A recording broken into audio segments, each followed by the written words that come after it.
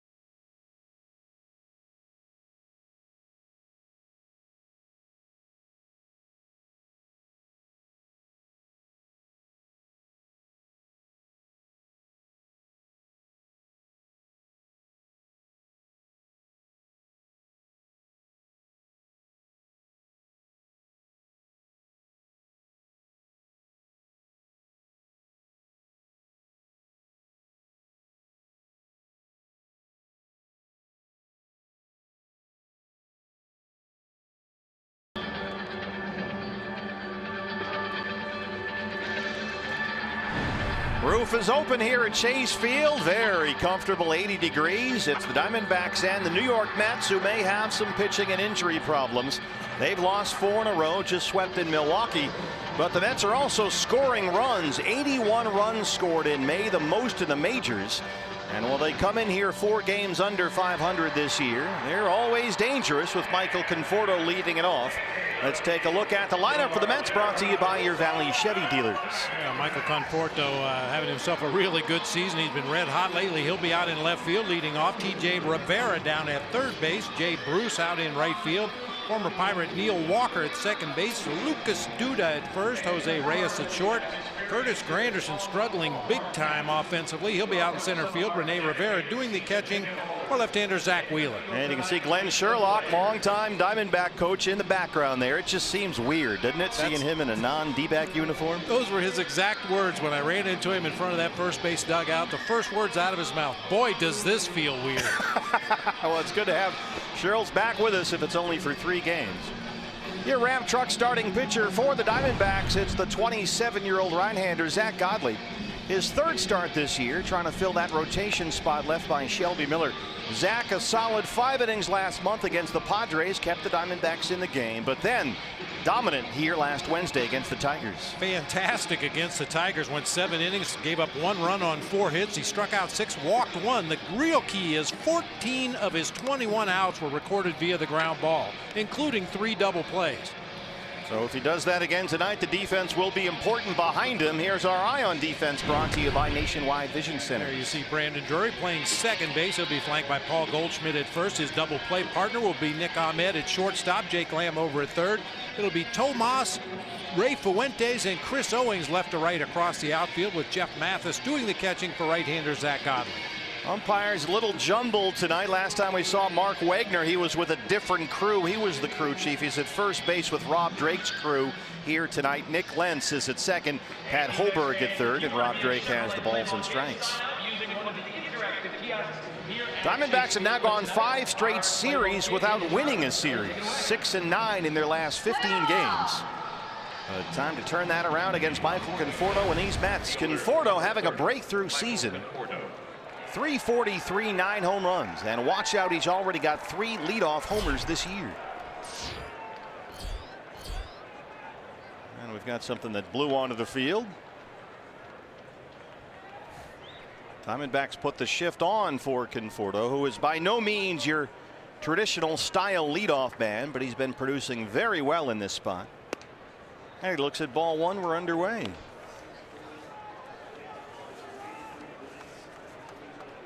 Nick Ahmed behind the second base bag. Brandon Drury back out there in short right field.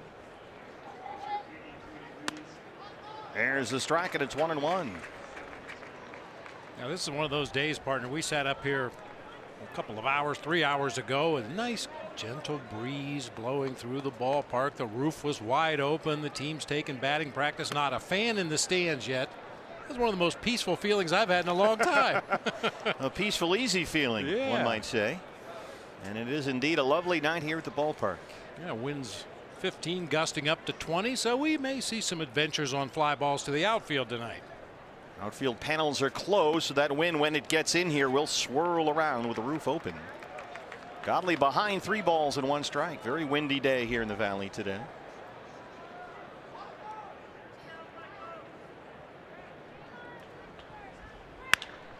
Hits it right to Lamb, the only guy over there on the left-hand side. 1 away.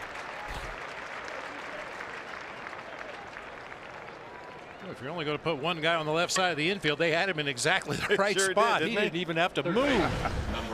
Here's TJ Rivera, 306 and a homer, 8 RBIs in his last 9 games. He's had such a hot bat lately. Terry Collins cannot get him out of the lineup as they continue to get healthy. They still have a lot of guys missing, mind you, but they've gotten a little bit healthier lately. Rivera has managed to stay in there. He won't stop hitting.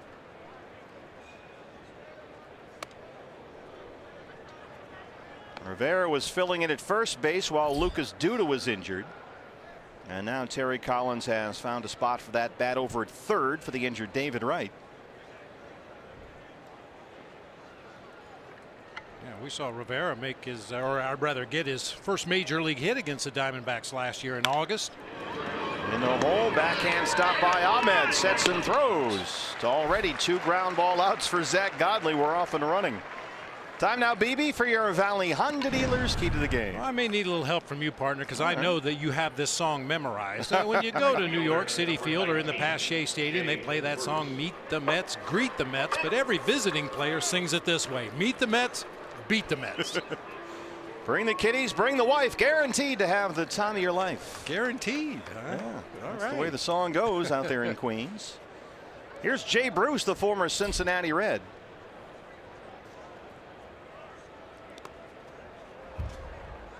Bruce, 274, 10 home runs, the big power threat in this lineup right now, along with Conforto. And again, the Diamondbacks have the overshift on.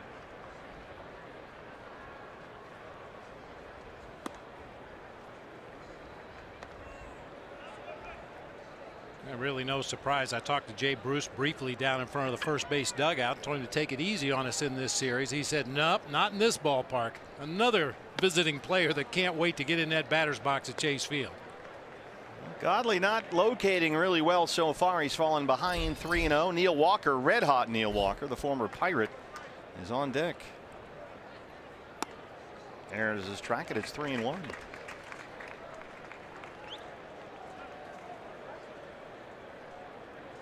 Jeff Mathis behind the plate tonight. 2-out walk to Bruce. We say that's fine. Jay Bruce is a threat to take you deep. He's got 10 home runs, but Walker can mess you up as well. He's been tough on the Diamondbacks both as a Pirate and a Met. Really hot right now, 255, 4 homers, but had another 3-hit game in Milwaukee yesterday. He's hit safely in 6 straight. Yeah, just on this road trip, starting in Milwaukee, he's 8 for 13 with a couple of doubles, couple of home runs. This is one of those guys that seemingly always gives you a good at bat. He'll take his walks. He rarely chases out of the zone. He has some pop in the bat. I think he's a guy the Pirates really miss. Traded him to the Mets for John Neese. Of course, Walker, a Pittsburgh native, hometown boy from Gibsonia, Pennsylvania. Yeah, he was a local legend before he even put on a Pirates uniform. He was a high school superstar. Football and baseball. Good curveball there from Godley, and it's 1-1. Yeah, Walker had 3 hits yesterday in their loss at Milwaukee. He also homered in each of the 2 games prior to that at Miller Park. The Mets got swept in a 3-game series. They've lost 4 straight coming into tonight. Chops one on the ground. Who wants it? Ahmed in front of Drury. Zach Godley strands the 2-out walk. 3 ground ball outs. Diamondbacks coming up against Zach Wheeler.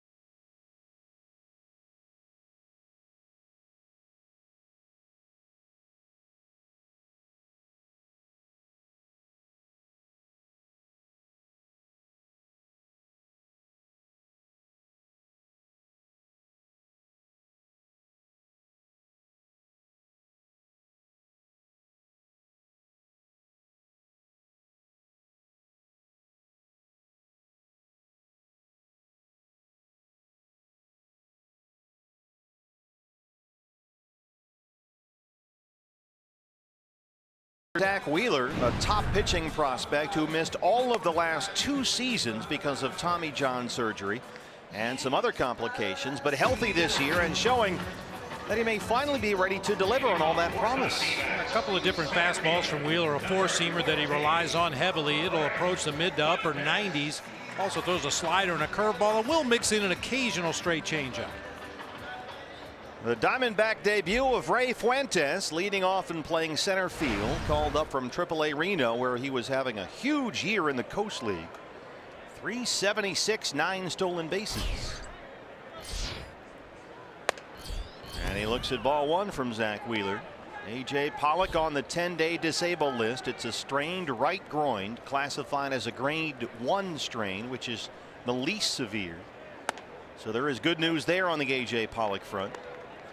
And Fuentes, a guy who was a former first-round draft pick by the Boston Red Sox. So this current D-backs front office is well acquainted with Fuentes as a prospect. You know he's hitting this year at Reno. He's also considered an above-average defensive center fielder. So here he is. And a left-handed bat that's actually hit lefties really well this year. .516 against left-handed pitching down at Reno, and pretty fair sample size. So this is a guy that can handle both sides. There's Jared Porter, assistant GM on the right. Mike Hazen on the left, the general manager. Both guys spent a long time in Boston, so they know Ray Fuentes, who was drafted in the first round by the Red Sox back in '09.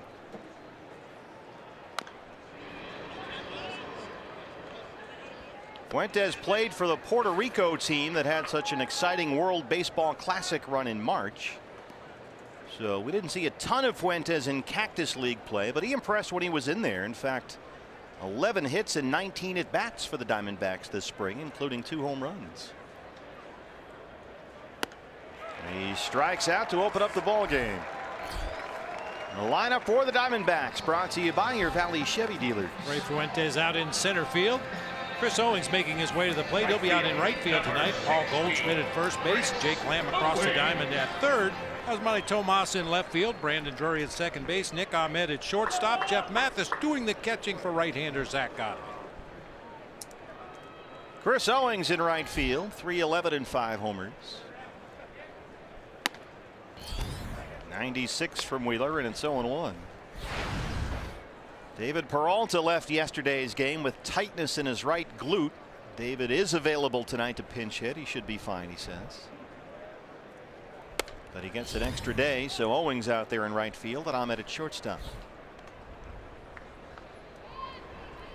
There's the freight train. Derailed a bit midway through the ball game yesterday, but he says he should be fine.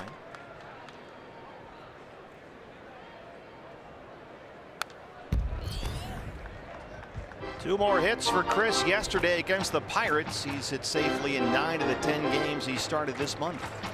He has hit consistently since the first day.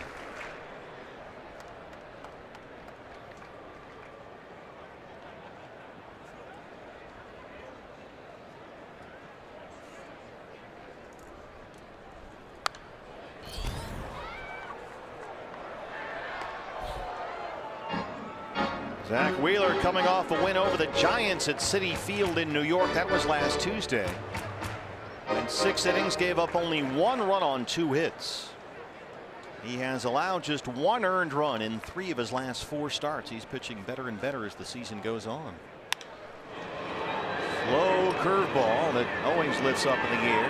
Curtis Granderson has it, 2 down. Our eye on defense for the Mets.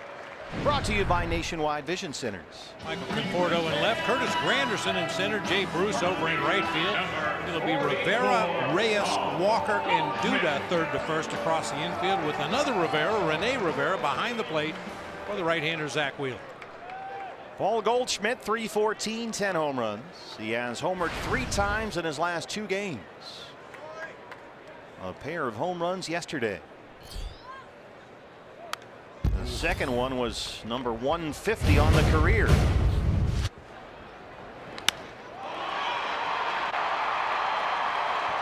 That was a pretty big homer. Not as big as this. That's a really big homer. Both off Ivan Nova.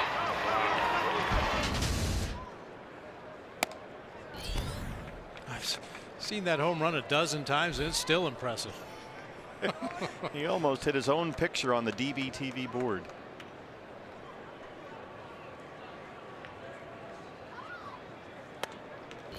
Goldie begins this series with a 6-game hitting streak. He's hit safely in 12 of his last 13 games. 6 home runs, 13 runs batted in over that stretch.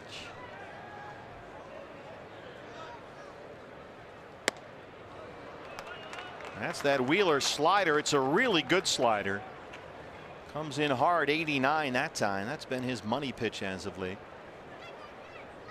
Gets a lot of swinging strikes with that slider or weak ground balls. Very hard to get that slider up in the air against Zach Wheeler.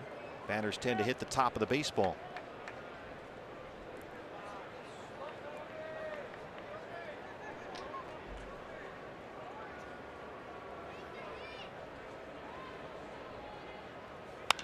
Goldie belts one down the left field line. That's a fair ball. Conforto picks it up in the corner. That's Paul Goldschmidt's 8th double.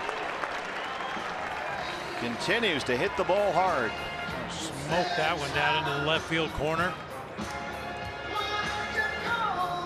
Goldie, first pitch of the at bat came out of his shoes swinging at a 4-seam fastball. Gets another one belt high inside part of the plate. This time he makes solid contact and keeps it fair down into that corner. Might be the kind of guy that a lot of the Diamondbacks look forward to hitting against. Zach Wheeler likes that fastball and likes the 4-seamer, the straight one. Jake Lamb heating up, 273, 7 home runs. Jake has really responded well at the plate after a slow start this month.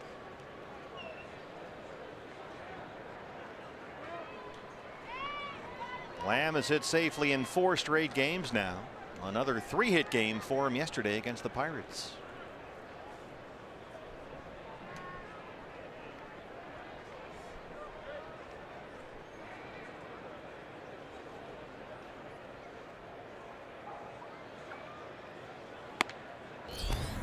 96-mile-an-hour fastball, and it's strike one.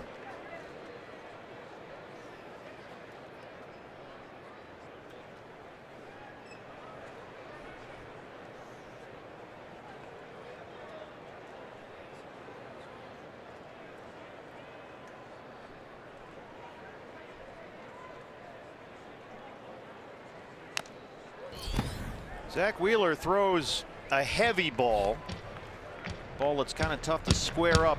A guy some scouts classify as kind of a rare mix of strikeout pitcher and ground ball pitcher. And he's been through a lot with injuries, missed both of the last 2 seasons, so he's a little more mature, has a different air about him. Ron Gardenhire, great to see Gardy back. This is his first game back in uniform in the Diamondback dugout following his prostate cancer surgery. That kicks away from Rivera. Goldie's in at third.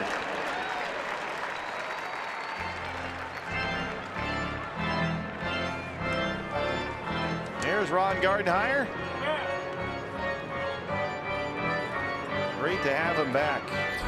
Prostate cancer surgery last month. A lifetime baseball guy. He'd probably tell you the best medicine in the world was putting that uniform back on today. I bet.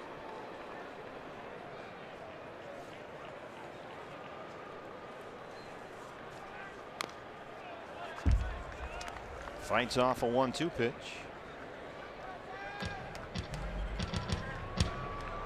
As soon as you heard that Ron Gardenhire had been hired as Torey Lovullo's bench coach, first thing I thought was great hire. Absolutely. Perfect guy. Been through it all.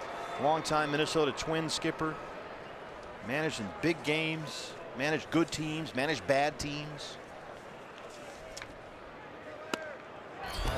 Wheeler just missed with that fastball, and it's 2-2. And having a longtime former manager as your bench coach also kind of eases some of the things you don't anticipate as a manager. You know, the media requirements before and after the ball game, and dealing with injuries and the dissemination of that information.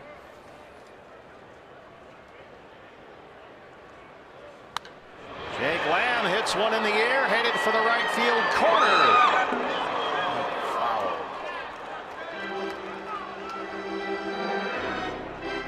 Gardy had to leave the Diamondbacks after the game on April 9th.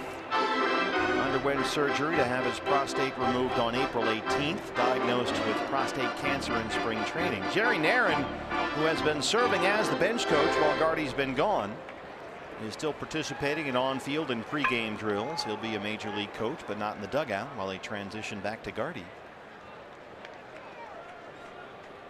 Still 2-2 on Jake Lamb. On the ground to second, Walker backhands it and throws him out. Wheeler strands the 2-out double, no score here. D-backs and the bench.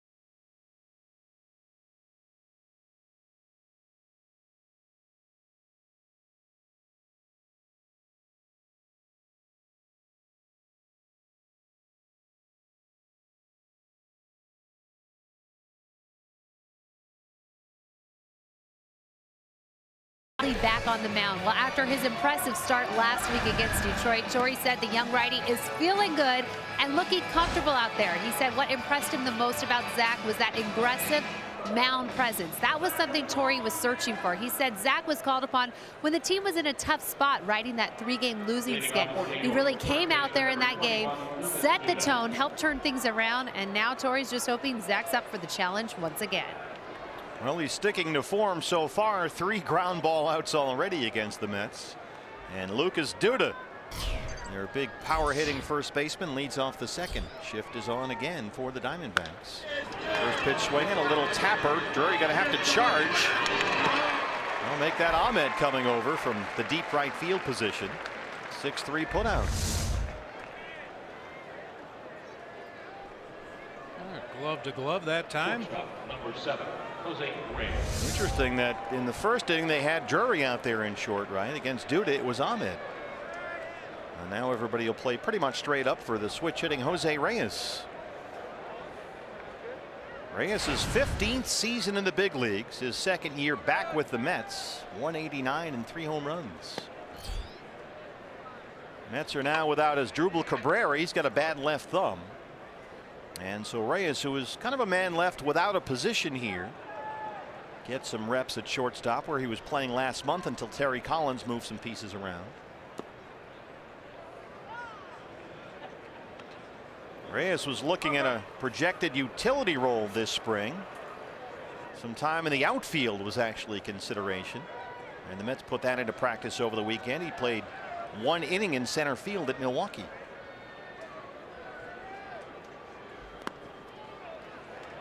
Oddly throwing a few scuds up there, and he's behind on Reyes 3-0. Reyes started 30 of the Mets' first 33 games at either shortstop or third base. They got Duda back. They want to keep Rivera's bat in there. So Reyes has sort of had to take it day by day. Second walk issued by Zach Godley. Center field, number 3. We said this about the Pirates. They don't run a lot. The Mets don't run a lot. Only 10 stolen bases on the season. However, Jose Reyes has 4 of them in 4 attempts. The struggling Curtis Granderson, now 36 years old, 144 and 2 home runs. He has only 18 hits all season. Reyes is at first and 1 out.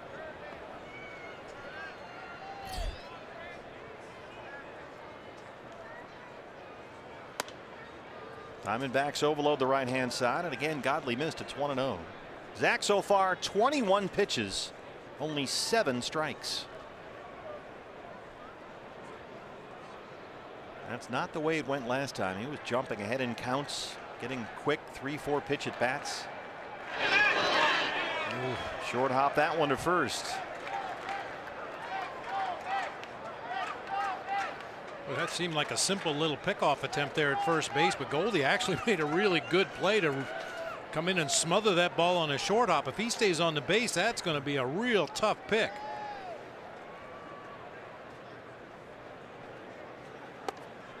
Almost airmailed that one. Reyes just back in time, says Mark Wegner down there.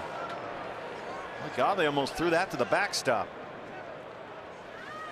Well, that's a good time for a catcher to try a pickoff attempt on the bases when what looks like a wild pitch. That base runner usually gets about a half a step extra on his secondary lead, and Jeff Mathis snapped that throw down to Goldie just a tad too late.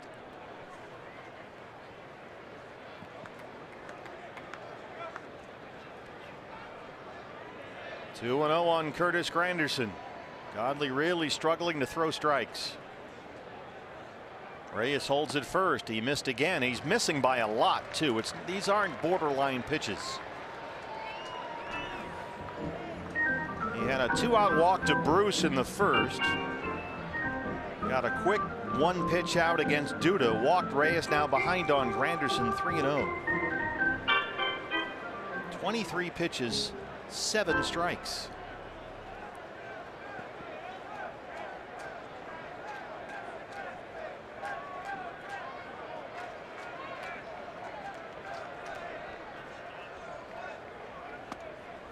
He's walked 2 in a row.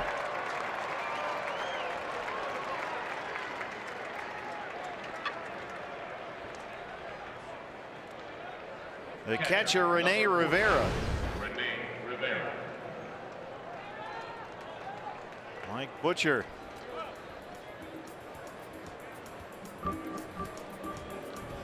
You know what he's going to tell him? Stop walking, guys. Stop walking, guys. Yeah, just really spraying it around here in this inning, as you mentioned, after getting a quick out on Lucas Duda. Looked like it might be one of those short pitch innings and get your team back in the dugout, but all of a sudden Zack Godley can't find home plate. Godley had a 1-2-3 first last week against the Tigers, gave up 3 consecutive 1-out singles in the second, and got a double play ball to get out of that second inning. And after that, he was almost unhittable, retired 11 straight at one point. Didn't walk a batter until Miguel Cabrera led off the 7th inning. That was Godley's only walk of the ball game. He's already walked 3 here tonight. Reyes is at second, Granderson at first, 1 out, and the catcher Rene Rivera steps in.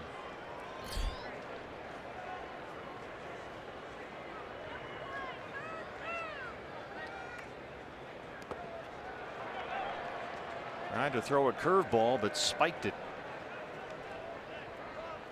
We talked about this with Robbie Ray. Pitchers fall into a rhythm out there on the mound. Sometimes it's a good rhythm, sometimes it's a bad rhythm, but a lot of times it's just one pitch. He tried to go to the curveball right there to find something that he could find the release point on, get the pitch in the strike zone, and hopefully that will affect the rest of his deliveries. Still looking for that rhythm, however.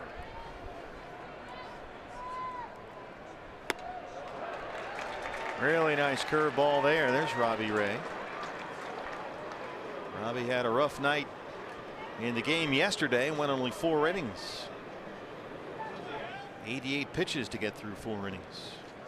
That's one of those swings right there that'll make a hitting coach scratch his head. I'm sure Kevin Long was scratching his head in the dugout after back-to-back walks.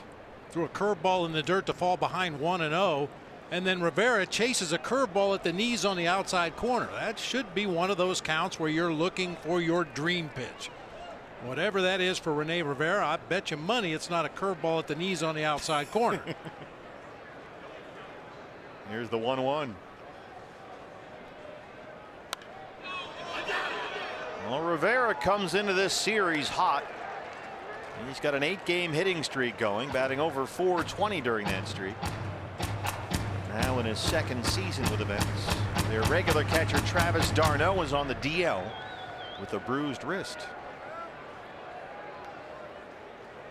When you think about this Mets offense, Rene Rivera is not one of the names that usually pops into your mind, but he's 5 for his last 11 with runners in scoring position, driven in 7.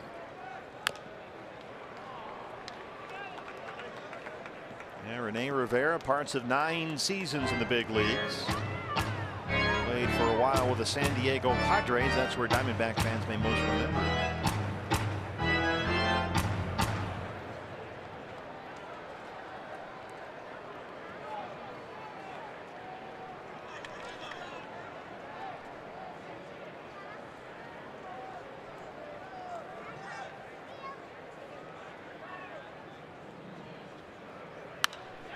Base hit.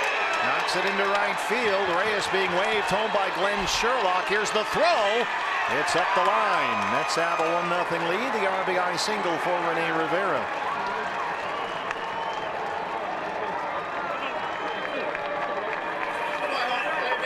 Now 6 for his last 12 with runners in scoring position and 8 driven in. That's a nice piece of hitting right there.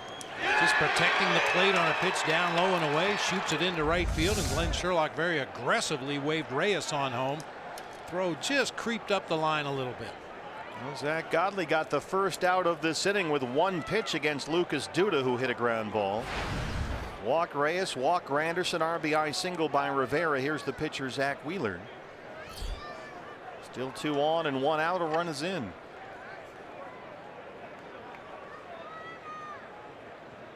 Wheeler squares to bunt, pops it up.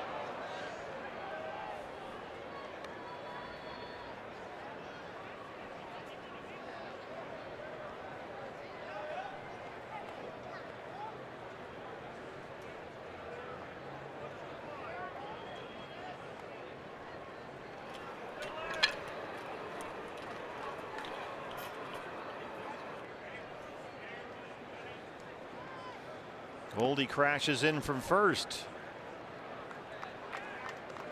He was able to pull back in time for ball one. Now we've seen Goldie do this repeatedly in this situation with runners at first and second, an obvious sack bunt situation. Charge aggressively, even if the ball's bunted on the third base side of the field. Goldie will be there to try to make the play. You see Jake Lamb kind of kitty cornered there, guarding third with Granderson at second. Pitch is way outside to Wheeler, and it's 2-1. Yeah, Jake Lamb from his position just has to read the bunt. If he feels like the pitcher's not going to be able to make the play, then he has to come in and take it and throw on to first base to get the out. If he feels like Zack Godley or Paul Goldschmidt can get to the ball, then he retreats to third base and you try to get the lead runner there. Here's the 2-1. Wheeler squares, fouls off the bunt attempt, and it's 2-2.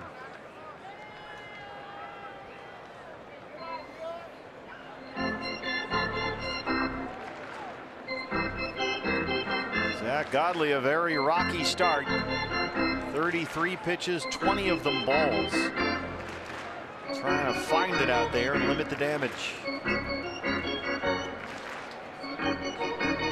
This is one of those situations, got to believe he benefits from having Mathis behind the plate.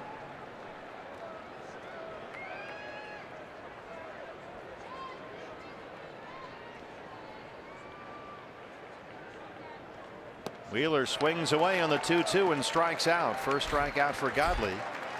2 down in the second. That brings up the dangerous Michael Conforto. It's another one of those things that advanced scouts look for. Situation like that with a pitcher at the plate and a 2-strike count. Will he continue to try to bunt, or will they take the bunt off and allow him to swing away? And for some teams, they'd rather have their pitcher go ahead and attempt to bunt that third strike. Other guys that swing the bat a little bit, they turn him loose and let him try to get a hit. Conforto grounded out to lead off the ball game.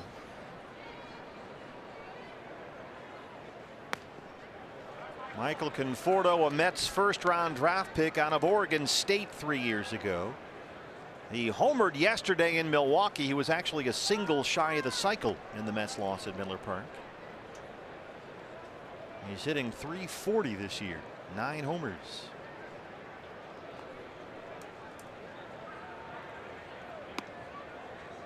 That changeup's in there for a strike. That's something Zach did really well in that start last week against the Detroit Tigers. He was able to throw that changeup for strikes. Really got the hitters back on their heels a bit. Helped him generate some ground balls with that fastball when he went to that pitch. Looking for something that's working here tonight. The 1-1 now. Look out! He got it! Oh! Wow! That's how you strand 2. Zack Godley sprints off the mound, makes sure everything's still attached. Coming back at you. Mets get 1 though. They lead it 1-0.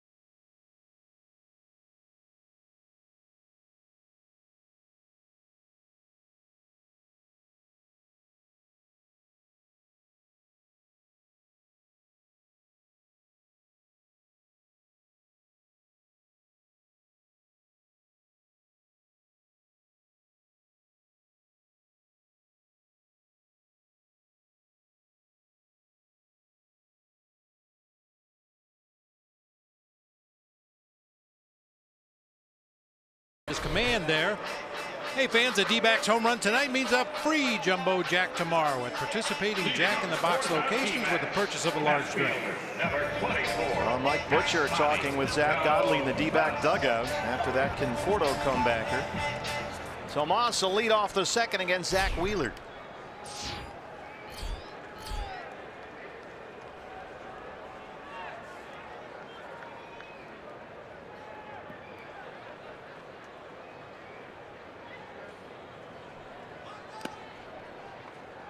Yasmani Tomas under 250 now, 248, 6 home runs.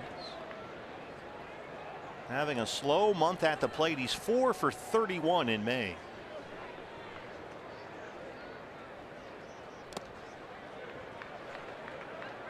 That slider gets away from Wheeler, and Tomas is ahead 2-0. Yeah, Wheeler's combination of pitches out there on the mound figures to give Yasmani some hard times tonight. That high 90s fastball up in the zone, the hard slider away, but very patient at bat here this time by Yasmani.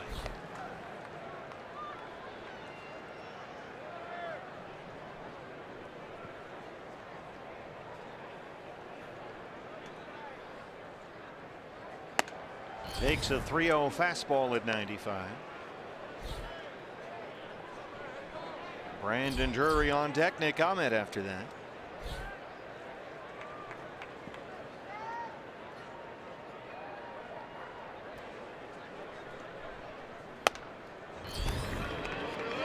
No, he didn't, says Mark Wagner, and Tomas has a leadoff walk. Pretty good at bat right there.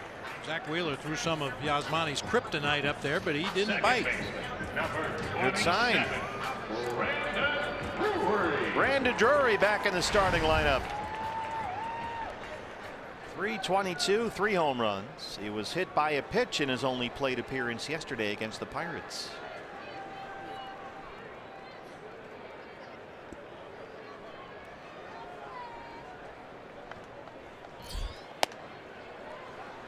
Brandon, when he's up there against right-hand pitchers, very patient.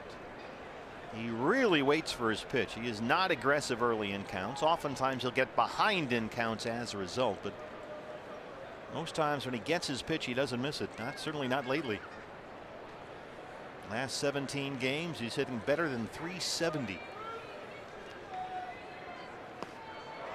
Takes a big hack, got a curveball that time. Off balance swing from Drury, and Wheeler's ahead 0-2.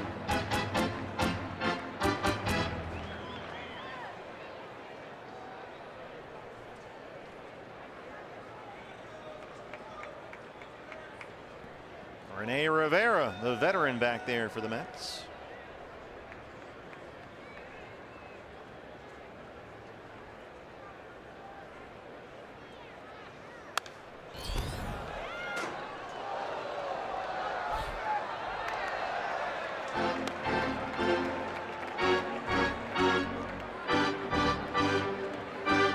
Most of the damage Brandon Drury has done this year has been against right-hand pitchers. Nearly 370 versus righties. Under 240 against left-handers.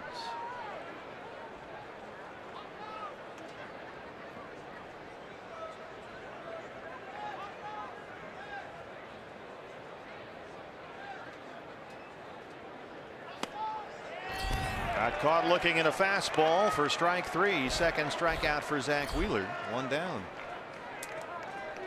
Shortstop number 13, Nick Ahmed. Nick Ahmed now. 267 and 4 homers. Nick has hit in 5 of his last 6 games.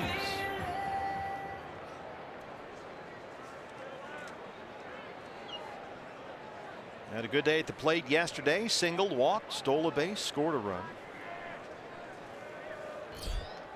Ahmed at shortstop tonight. Chris Owings in right field. David Peralta has the day off.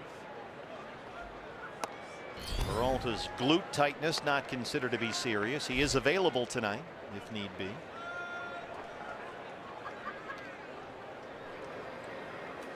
Here's David. Said today no big deal. He's good to go.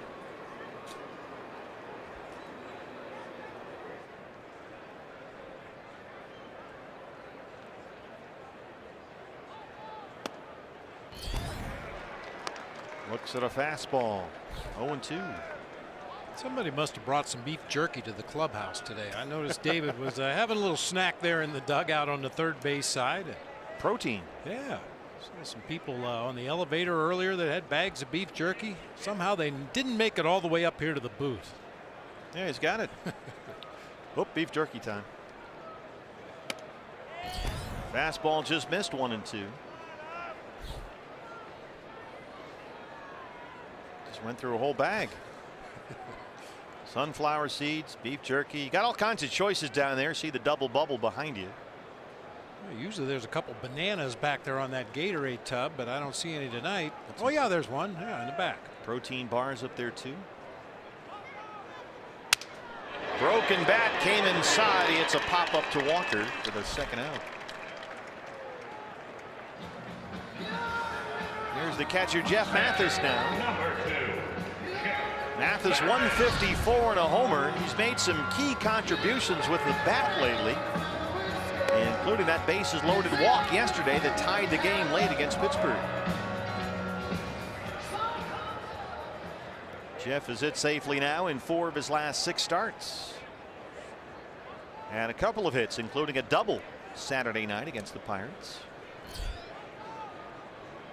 Tomas at first after a leadoff walk, 2 outs.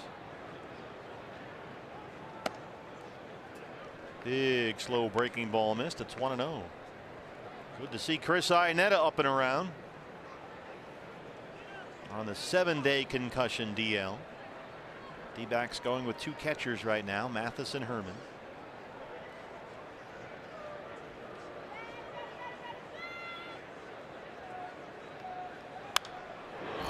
That's out of play, and it's 1-1.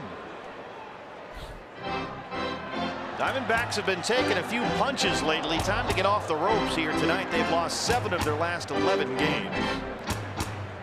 And they have split 2 series on this homestand so far. A 2-gamer with the Tigers, a 4-gamer with Pittsburgh. Tour of the Velos Club has now gone 5 straight series without winning one. Time to turn that around. Yeah, absolutely. I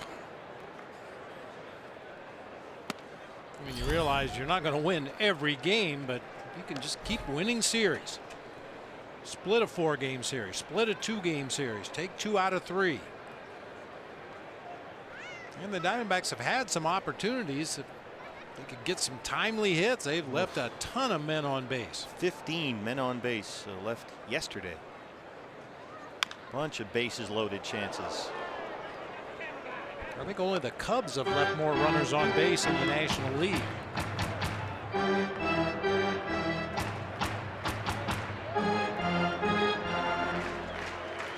D-backs with runners in scoring position the last 2 games. 2 for 17. Tough to win like that.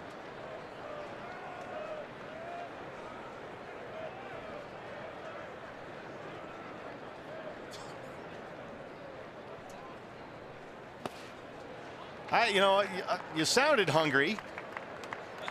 So I thought, I just happen to have some beef jerky here in the booth. And how about that for service? I like it. Yeah, that's outstanding. Of course, I'm a little leery. Jack Links is our extra inning sponsor, so we don't want to go there, but thanks for the jerky. The wife brought that up yesterday. Nice. Yeah, so that's you thank Cindy for that. Tomas moving on the pitch. It's a bouncer to shortstop. Reyes has it. Throws Mathis out, and that's the inning. We are through 2. The Mets and the D-backs. Diamondbacks down 1-0.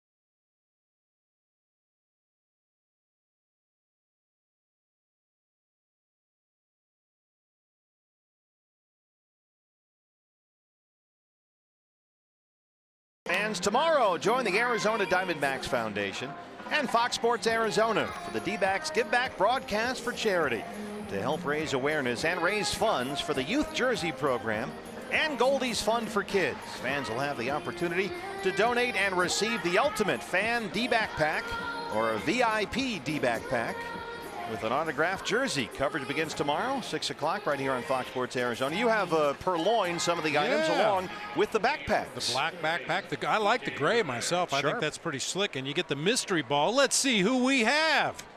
Better not be a Bob Brenly. Oh, no. That's a Zach Greinke right there. Top shelf.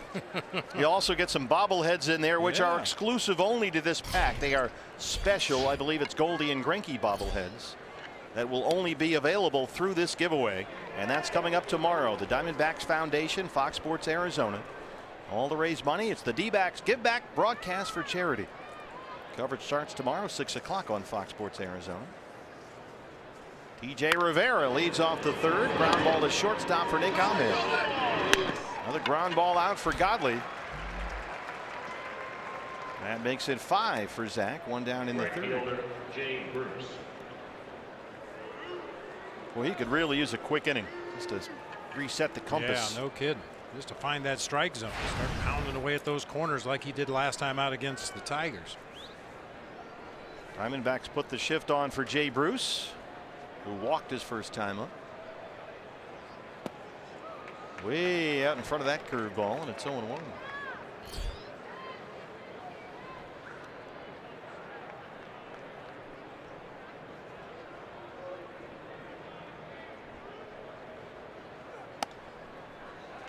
Bruce, as you might expect, doing all his damage against right-hand pitching. 309, including 9 of his 10 home runs this year.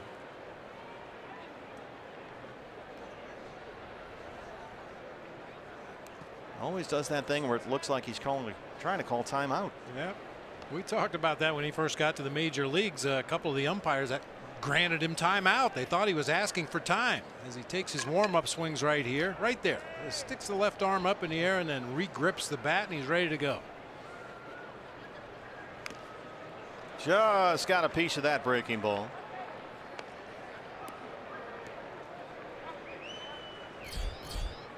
Neil Walker, who grounded out his first time up, is on deck batting cleanup tonight. Roof is open, panels closed on a very comfortable night at Chase Field.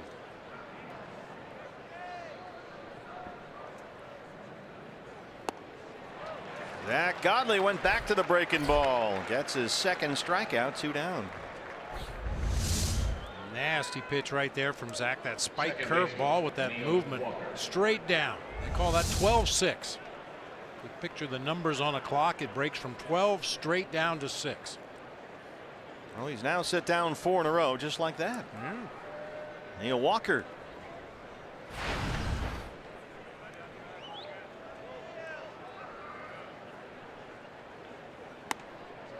Walker, it seems, always a tough out for the Diamondbacks. He's a .350 career hitter at Chase Field. 12 RBIs in 15 games here.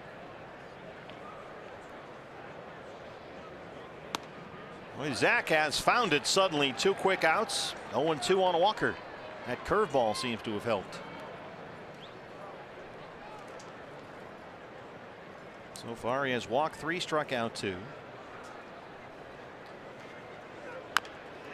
There's a tapper that stays fair for Goldie. That's the inning Zach Godley was looking for. He set down 5 in a row. Diamondbacks trail the Mets 1-0.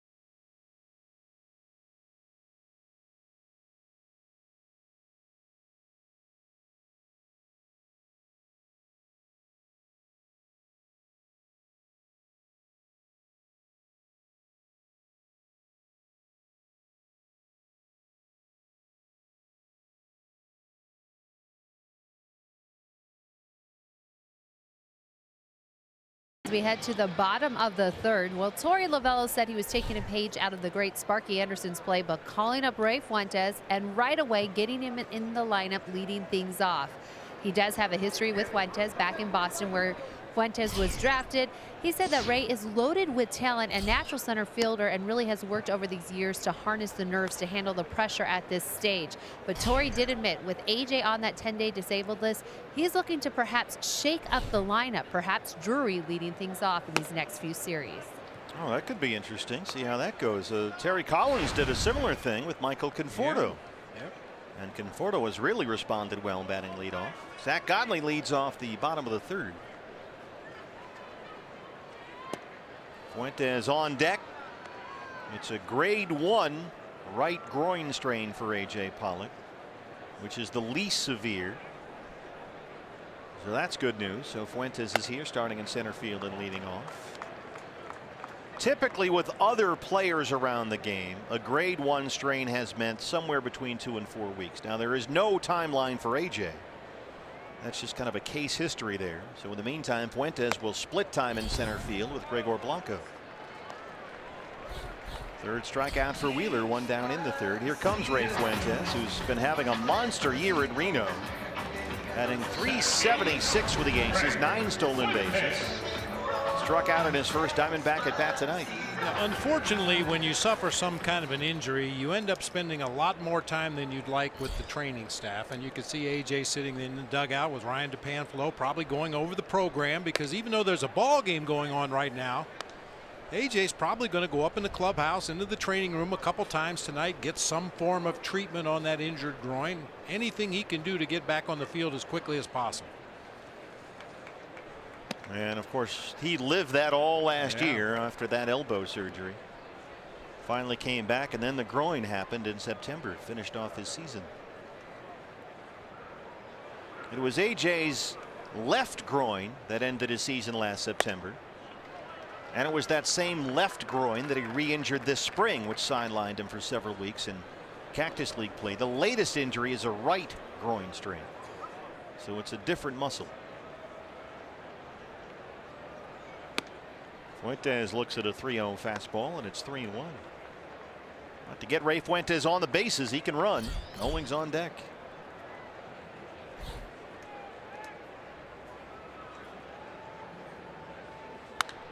Hits it hard down the right field line. Yanked it foul. I saw Fuentes homer twice in 18 at bats this spring for the Diamondbacks. Full count now, 3-2.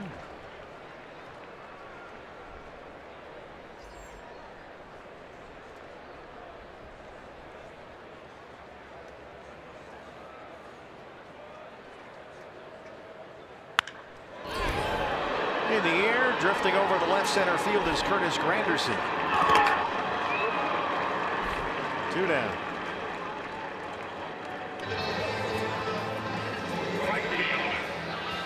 Diamondbacks still just 1 hit against Zach Wheeler. That was Goldie's 2-out double in the first. Chris Owings flat out to center his first time up.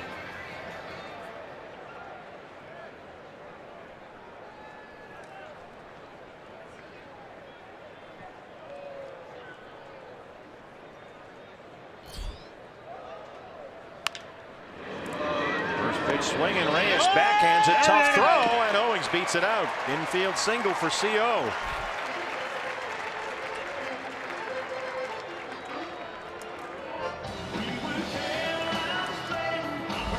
Reyes covers a lot of ground at that shortstop position. He's got a good arm, but no chance to get Chris Owings on that ball deep in the hole at short. A chance for Goldie now. Blasted one down the left field line for a double his first time up, his 8th double this year. Now at .319 with 10 homers.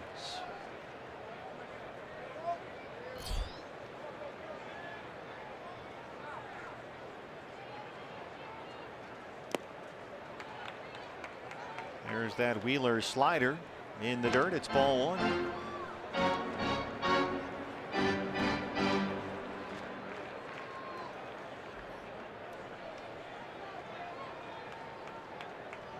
Goldie's double in the first extended his hitting streak, now up to 7 games.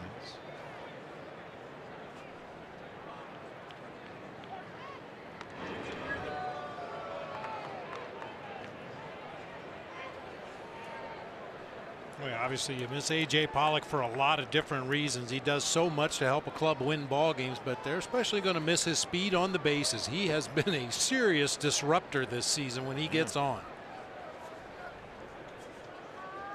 A.J. 11 for 13 in his stolen base attempts this year. That's why he's unique in that he's so hard to replace, A.J. Pollock, because he plays Gold Glove caliber defense at a premium position in center field. He can be the engine, the guy that makes you go. He can steal bases. He can be a power threat when you need him to be. He can drive in runs. Very unique player. Owings takes off for second, and Goldie fouls that one back. But Goldie just looks like he's hunting that Zach Wheeler fastball. He has come out of his shoes on a couple of high fastballs already in this game. Of course, these guys do a ton of homework on the opposing pitcher every game. Formulate a game plan for how they think that guy's going to pitch to them, and apparently Goldie thinks he's going to get some high fastballs today, and he is ready for it. See what he gets here. 2 balls and 1 strike. Owings at first. Another pick attempt is what he's going to get.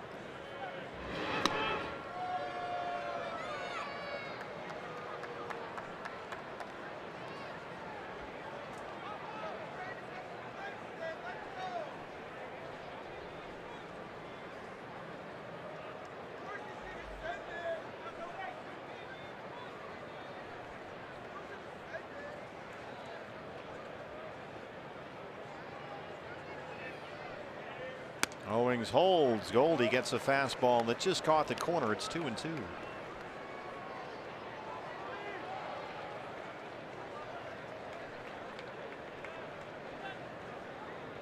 That was a good example. 2-1 hitters count, got a fastball, but it wasn't quite the one he wanted, so he just let it go.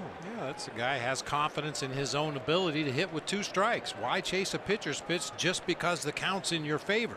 It's not something you can hit. Wait for the next one. You gonna hit that? Conforto's out in left, and he runs it down. 4th inning coming up. Diamondbacks trail the Mets 1-0.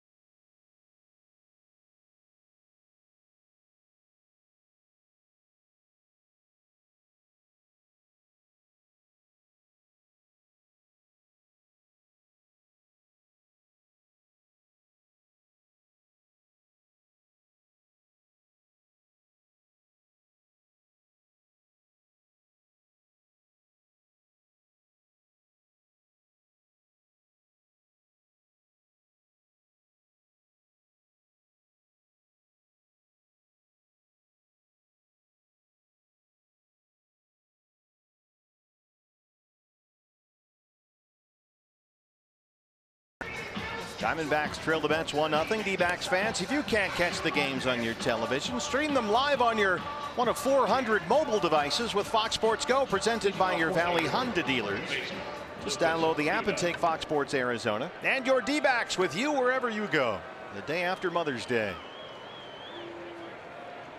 Zach Wheeler has a 1-0 lead. It's up to Zach Godley now to keep the Mets down. Zach really had trouble throwing strikes early. Walked 3 in the first 2 innings, but had a very good third. He set down the last 5 he's faced, as Lucas Duda leads off the Met 4th.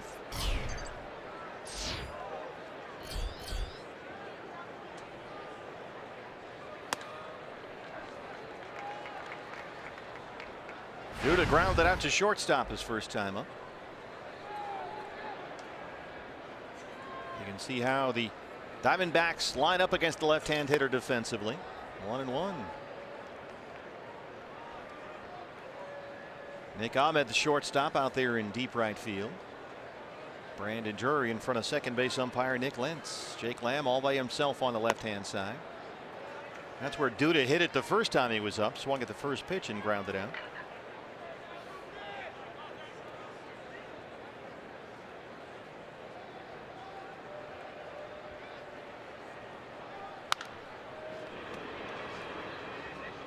That's behind first base coach Tom Goodwin. There is Sid Doc Rosenblatt. Nice, Doc. Veteran move right there. Doc has always had great range.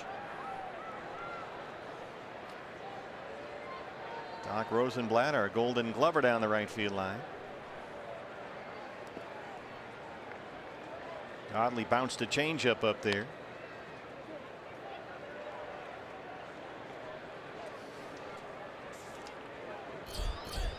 Jose Reyes on deck.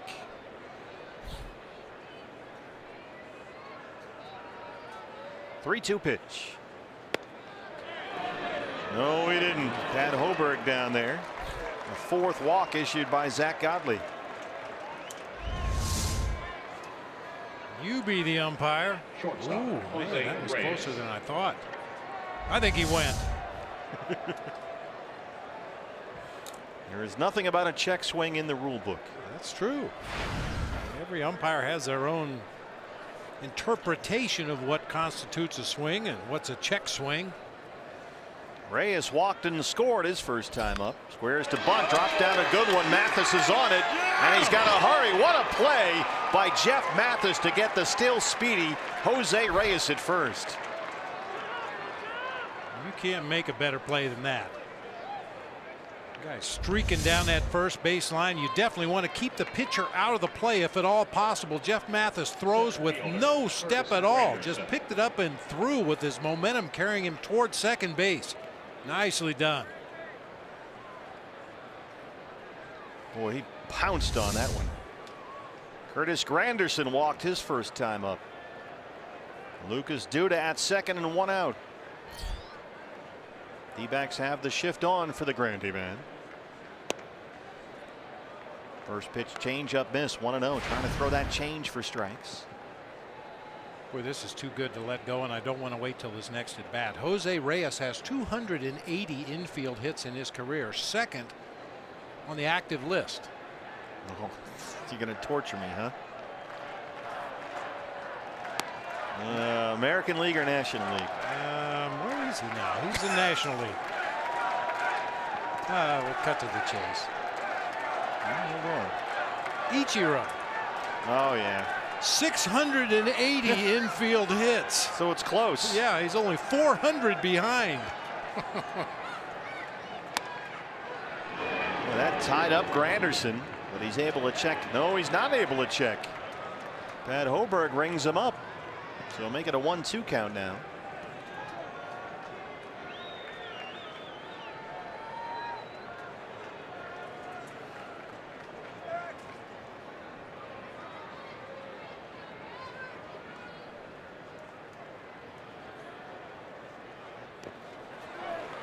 Couldn't check that time either and strikes out. Third strikeout for Godley. 2 down in the fourth. Look at the movement on that pitch. Started belt high, ended up in the dirt. Yeah, it seems like that curveball has been the pitch that really helped things click for Zack out there when he seemed lost. Now you've got first base open. The pitcher's on deck, so Rivera, who has knocked in the game's only run with an RBI single, will get the no pitch intentional walk, and they'll work to Wheeler with 2 on and 2 out. We talked about this the other day. I think this is fine. The no pitch intentional walk, keep the game moving. I think the next stage is let the umpire know as soon as the out is made, we're walking this guy. Don't even walk him up to the batter's box. Just go straight from the on deck circle to first base and have the next hitter come to the plate.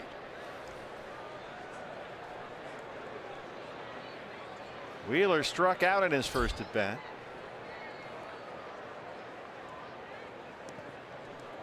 Well, I hated it when I heard about it. I thought, no, that's stupid. But you know what? I like it. I'm in. It works. It's quick. It's efficient. We move along. I'm down. For the 2 or 3 times a year you see a pitcher throw one over everybody to the backstop, it's not worth it to sit through ball 1, ball 2, ball 3, ball 4 as many times as there are going to be. Left field for Yasmani Tomas, who's right there. Zach Godley sprints off the mound. He strands 2. He keeps it a 1-0 ball game.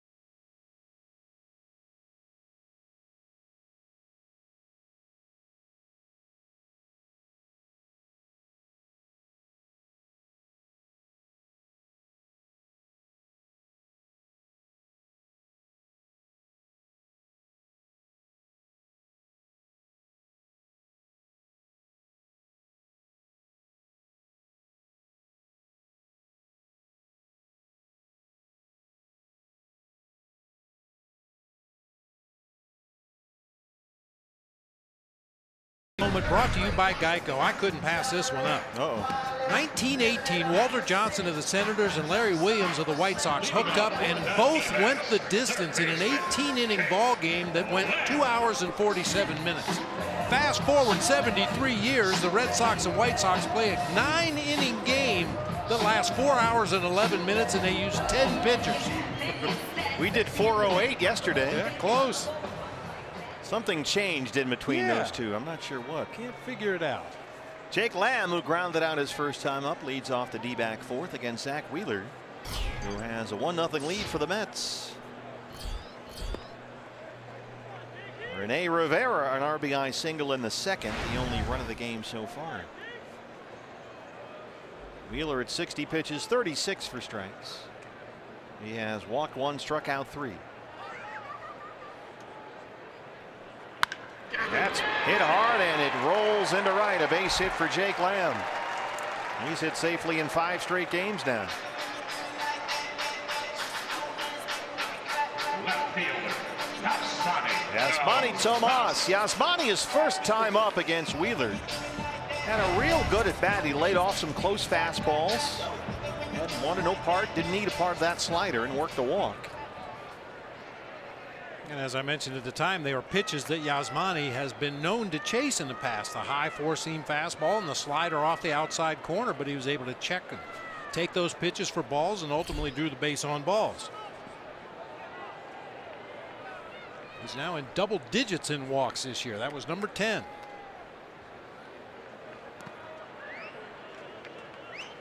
Wheeler's not had a whole lot of luck controlling that slider. That's been his big pitch lately. He's thrown some scuds up there so far. It's a hard slider, 88, 89. Good movement on it.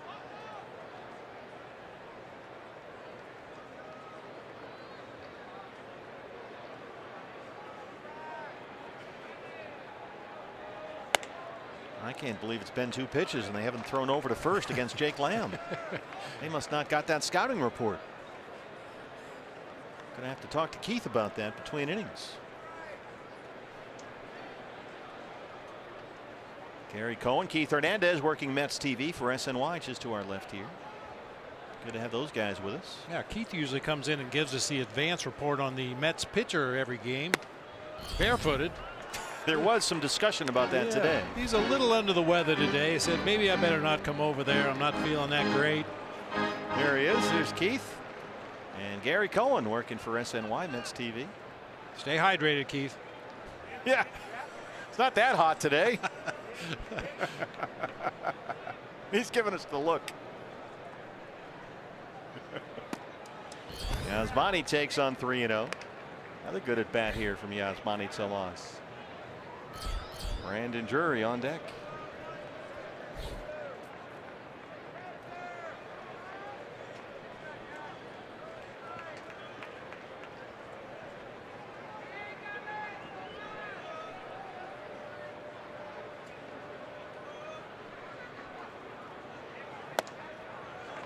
Whoa, high fastball as a strike, says Rob Drake, and the count is full 3-2.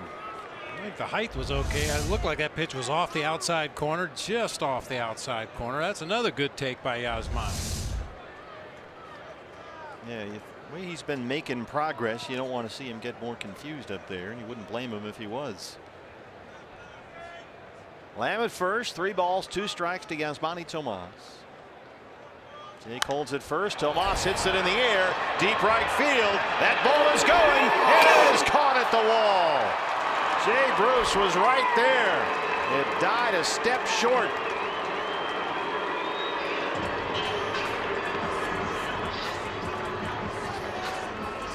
Second baseman. Kind of a slicing drive to right field this time. We've seen Yasmani backspin some balls to the opposite field. It looks like he thought he got enough of that one. Jay Bruce first held up at the beginning of the warning track, ends up right in front of the wall to make the catch. One down. Here's Drury, who struck out looking his first time up.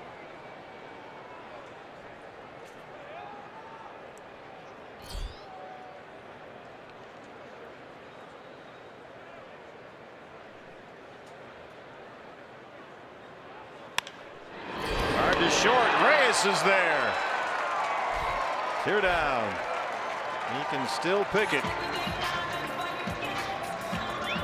It looked like Reyes had to make an adjustment as that ball got closer to him. Might have been knuckling off the bat of Brandon Drury. Well, I think Drury might lead the league in hang with him. He's hit a bunch of those the last couple of weeks.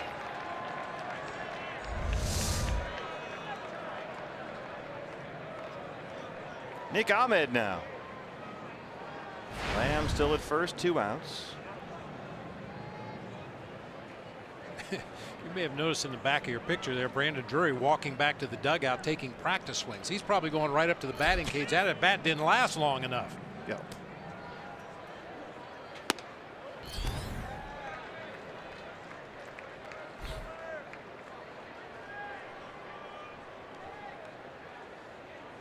Nick has hit safely in 7 of his 8 starts this month. He's hitting nearly .360 in May with 3 homers.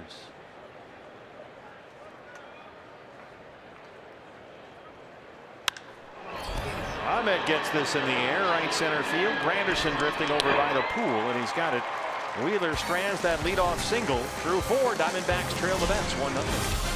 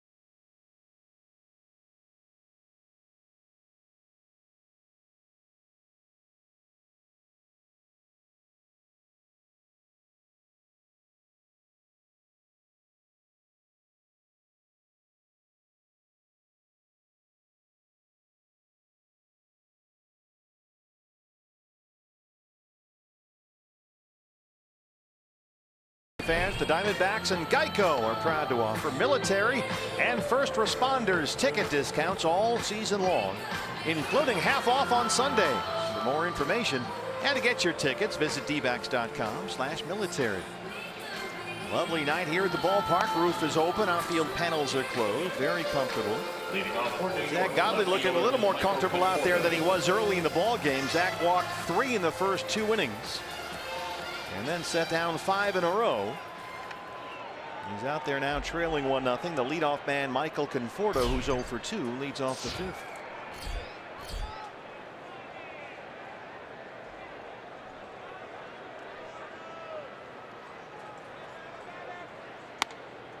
Diamondbacks have the shift on against Conforto, and there's strike 1. Another first pitch curveball from Godley. Conforto having a big year. You see the numbers there, 337 and 9 homers. After Jose Reyes and then Curtis Granderson and then Juan Lagares all kind of flamed out in the leadoff spot, Terry Collins had a kind of a weird idea, frankly. Bat Conforto lead off, a left-hand power hitter type. A guy normally you might see in a 3 or 4 hole. But Conforto responded right away, and Collins thinks, it seems like he's a different hitter in that spot. He sees the ball better, lays off some pitches that last year he might have swung at, and he's put a lot of runs up there instantly for the Mets. Getting on base at a 430 clip coming into play tonight, but chases a bad one that time. And he's going to reach first. Mathis will have no throw.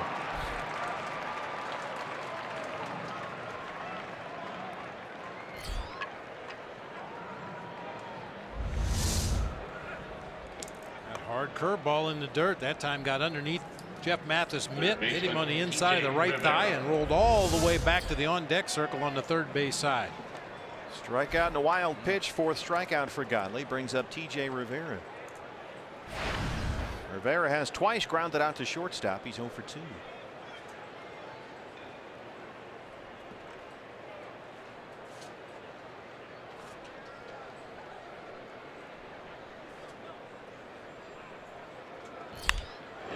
Right to Lamb at third. Conforto's hung up. 2 down.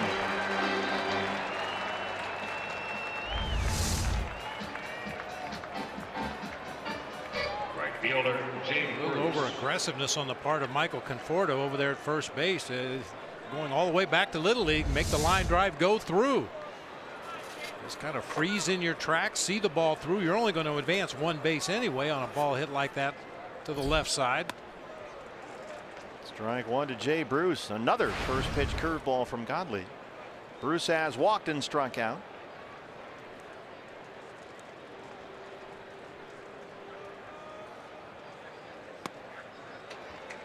There's the changeup. That was the big pitch for Godley last week against the Tigers. Seems like it's more the curveball here tonight versus the Mets. But he's had them both working in this at bat to Jay Bruce. And comes up with a fastball, but Bruce lays off 1-2. That's generally a precursor to another curveball. We'll see here. Yeah, looks like the old number 2 here. You throw that high fastball and then come back with a curveball out of the same slot, same location, but has a downward movement. Raise that eye level up a bit. Yep.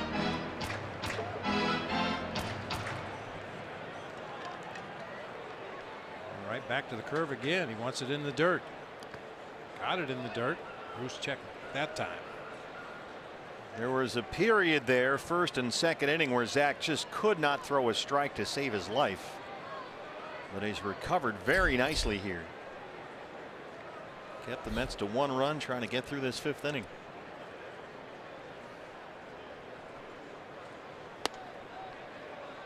Didn't bite at that changeup, and it's a full count 3-2.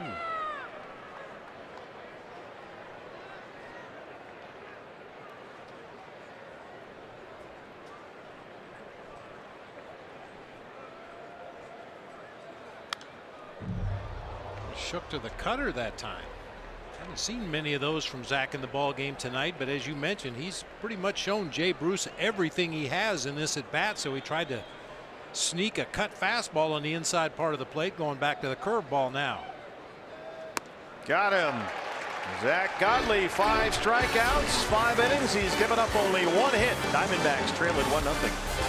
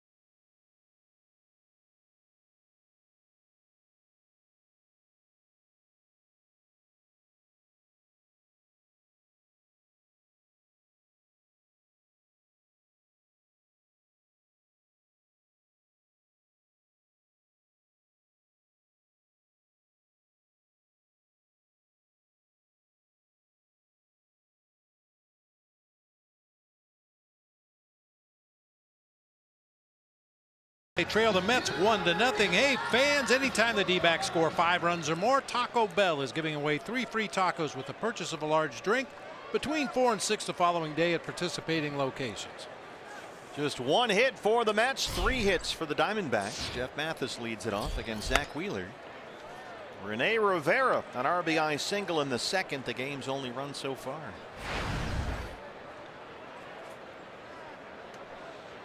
Corey Seager has a home run for the Dodgers. They lead at San Francisco 1-0. Are in the third. Luis Perdomo on the mound at Petco Park. Padres lead the Brewers 3-0 in the fourth at San Diego. Brewers just swept a 3-game series from these Mets over the weekend at Miller Park.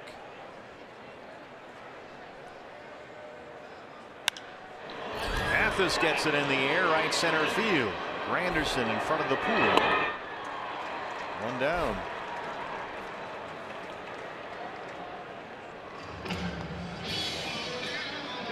That'll bring up Zach Godley.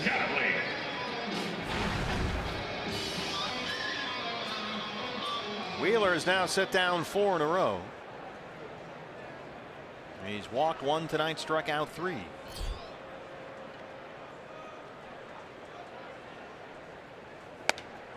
Zach Wheeler was a first-round pick by the Giants out of high school in Georgia back in the 2009 draft. In fact, the Giants took Wheeler with the 6th overall pick in that draft. But he was traded to the Mets 2 years later. That's when the Giants acquired Carlos Beltran at the trade deadline. They made a big move, gave up one of their best pitching prospects to get Beltran, who had a good 2 months with the Giants, but not sure it was worth giving up Zach Wheeler.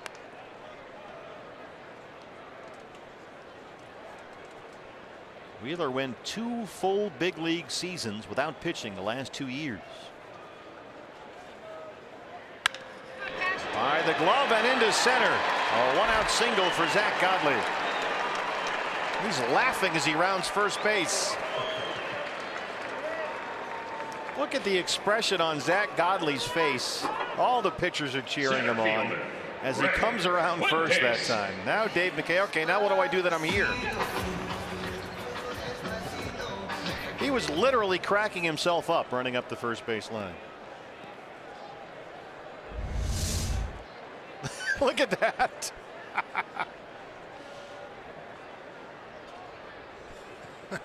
There's a happy guy. Ray Fuentes 0 for 2. Perhaps a little shocked. We all were. But you can see the reaction of his fellow pitchers over there in that third base dugout. That's a tight fraternity when it comes to swinging the bat. They all take it very seriously. Some better than others, but they all take their offense very seriously. Well, for good reason. We saw Patrick Corbin used as a pinch hitter yesterday. Yep. You never know. If you can handle that bat a little bit, it might leave you in the ball game for an extra inning. Go from a loss to a win. You know, just things you can do to keep yourself in that ball game as a pitcher, which is what you're paid to do. But if you can get down a bunt, put the ball in play, take a walk from time to time if they don't give you anything to hit, run the bases appropriately.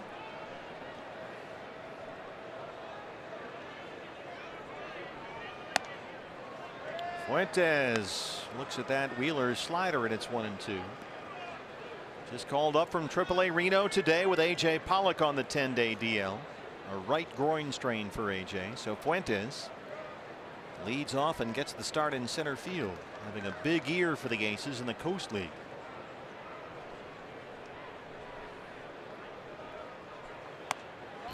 And he looks at strike three. Strikes out for the second time tonight. 4 strikeouts for Zach Wheeler. 2 down. Brings up Chris Owings. Right field, Chris Owings. Maybe thinking a little bit too much. 95-mile-an-hour heater pretty much down the middle of the plate that time. CO has flied out single, 1 for 2.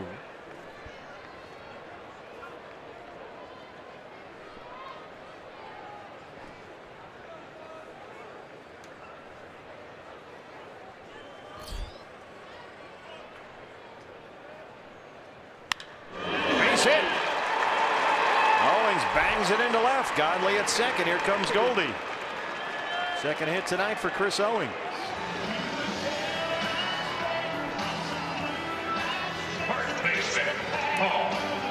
Goldie tonight has doubled down the left field line and lined out to left. He's pulled the ball hard twice against Wheeler.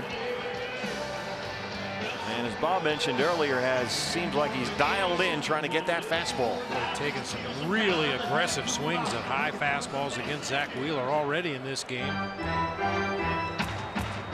2 on and 2 out. Diamondbacks trail at 1-0.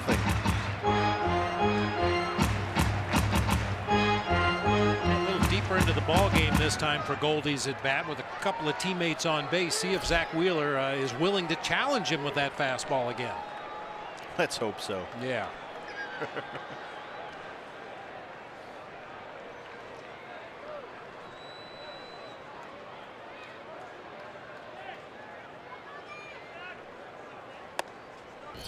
Came inside with it. 1-0.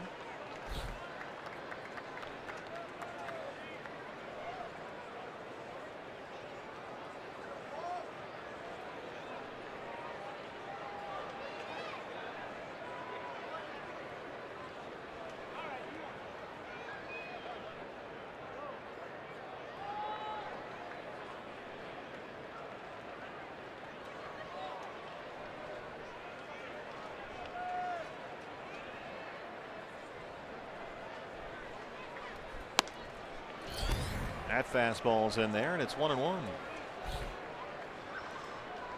Goldie, another Diamondback hitter, crushing the ball at home. Nearly 380 at Chase Field, including 7 of his 10 home runs. Under 220 on the road.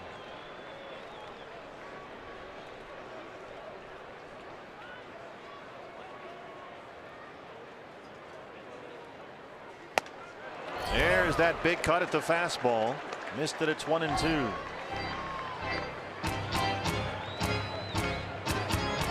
Now he's thinking.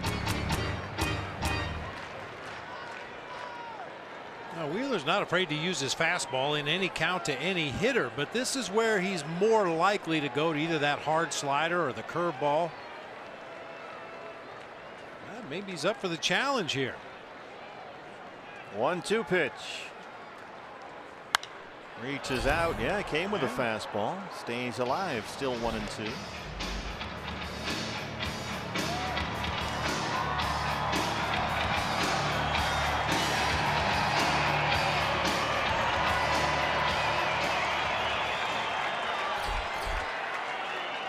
Jake Lamb singled his last time up. He would be next. Godley is at second. Owings at first and 2 outs. Yeah, seeing the way this at bat and Goldie's 3 at bats in this game have evolved against a good fastball pitcher who's willing to challenge a really good fastball hitter with his best. Reminds me of back in the day, Mike Schmidt. Now, this is not confirmed, but there were stories that Schmitty, when facing a rookie pitcher, would seek him out during batting practice and say, I hear you got a good fastball. Let's see what you got. Challenge the guy before the game even started to throw that fastball. You feel lucky, Punk? Yeah, that's kind of what it was like. Another fastball from Wheeler. That one fouled off Goldie's foot. Still 1-2. He's consistently going to that fastball. He sure is. Ouch. The reason I say that Mike Schmidt story is not confirmed is because I heard it from Mike Krukow. Well, consider the source.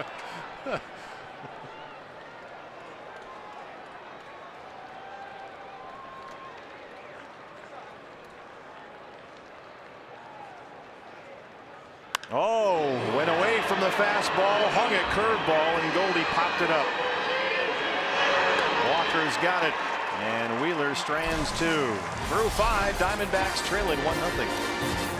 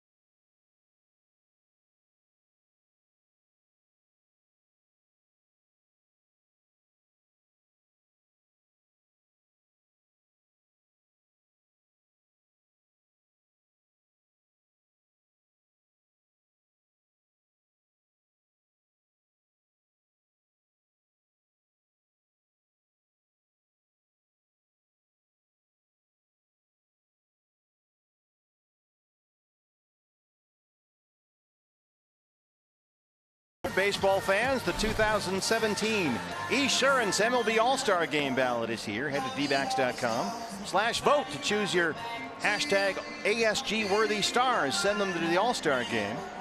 It's presented by MasterCard, July 11th in Miami. Vote today, vote tomorrow. Vote at dbacks.com/votes.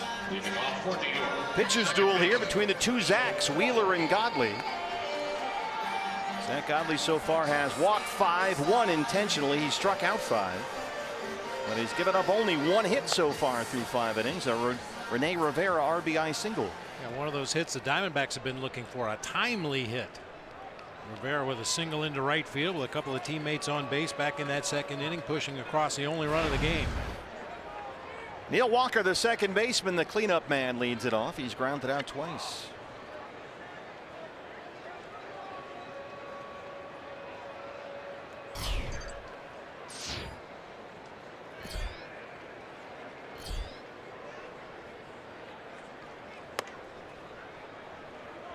Neil Walker had a very slow start to the season offensively, like a lot of the Mets.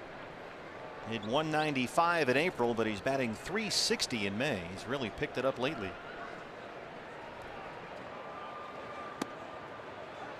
One and one.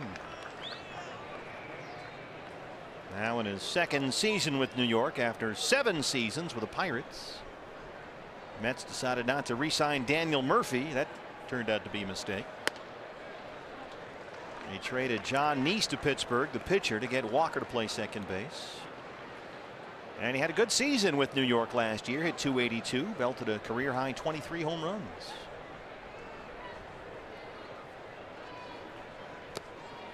Murphy's turned into one of the best hitters in the game. 6 strikeouts for Godley, 1 down. Good changeup from Zack Godley that time. Boy, after scuffling so badly in those first couple innings just to find the strike zone, Zack has started to get those off-speed pitches in and around the zone, which has made his fastball much better.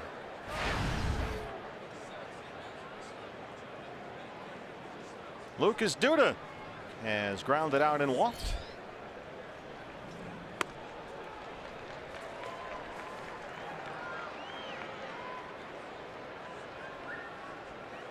D-backs have been shifting against most of the Met left-hand hitters all night.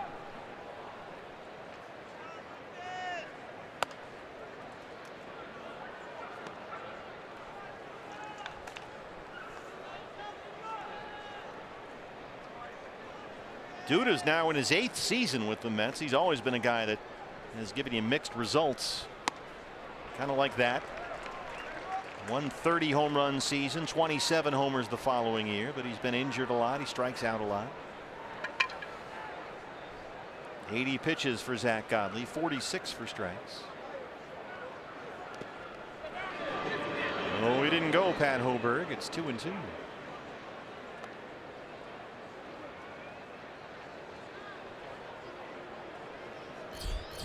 Jose Reyes has scored the game's only run, a walk and a sacrifice bunt.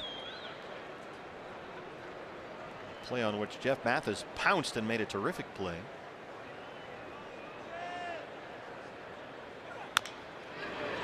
This one bounces over the head of Godley. Slow roller to second for Drury.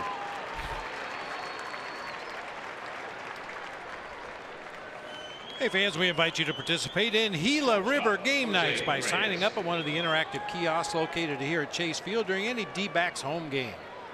It's kind of remarkable, Bob. Zack Godley, a young guy. That word audition gets thrown around a lot. Is he going to get Shelby Miller's 5th starter spot or not? And the Diamondbacks have been certainly hesitant to award him with that 5th spot. It's been a start-to-start deal. They keep saying we'll see, but first 2 innings he couldn't find the strike zone.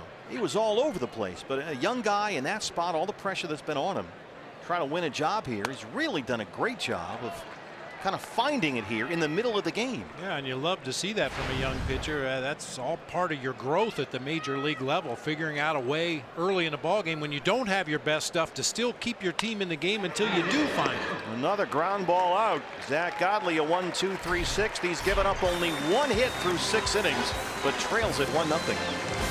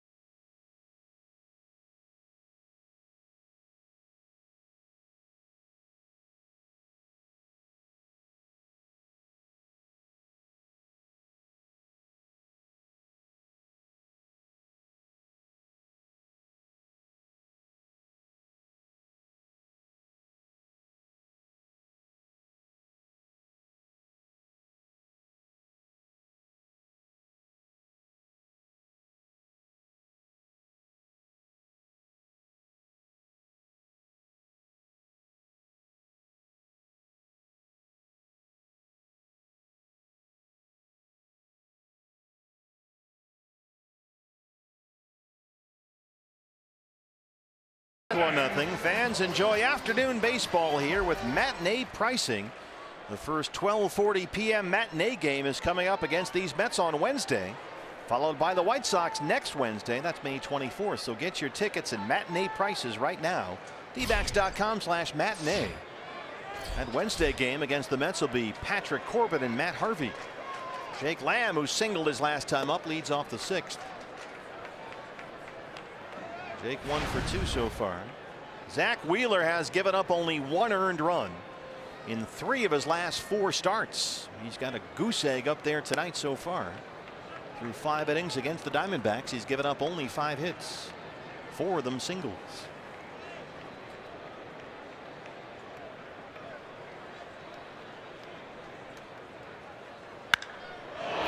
In the air, pretty deep left center field. Granderson, that ball's carrying, and that ball is gone. Jake Lamb, that's number 8, and we're all tied.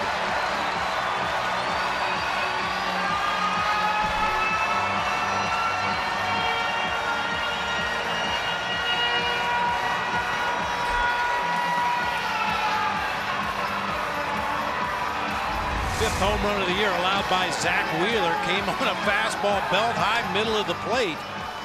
That ball carried a long way to the gap in left center. The wind still swirling around here at Chase Field tonight. Might have gotten a little bit of an assist on that one. A jumbo jack, courtesy of Jake Lamb. A free jumbo jack tomorrow with the purchase of a large drink at Jack in the Box. Here's Yasmani Tomas, who's had 2 good at bats against Zack Wheeler tonight. He has walked and flied out deep to right on a 3-2 pitch his last time up. Tomas came about a step shy of hitting a home run.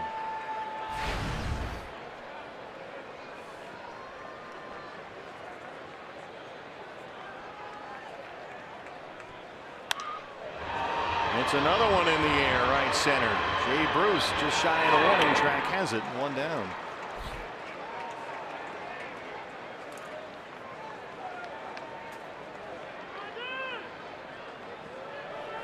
Brandon Drury last time hit one right to Jose Reyes at shortstop on a road. He's 0 for 2.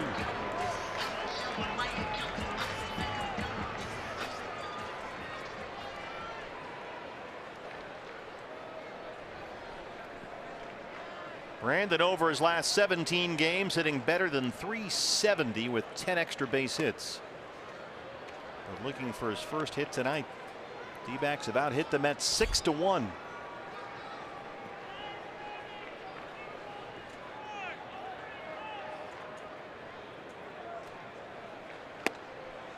Yeah, there have been some hard hit balls in this game against Zack Wheeler. Just haven't come at the right time. You mentioned Brandon Drury lined out to Reyes' shortstop back in the 4th inning.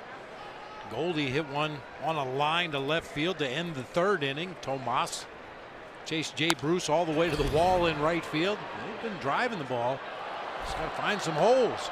This is right about the point where they normally end the game for Zack Wheeler, who, as we mentioned earlier, has missed both of the previous 2 seasons coming off Tommy John surgery. He's only gone over 100 pitches once this year. His high for the season is 101. And once again, Drury is caught looking at a fastball.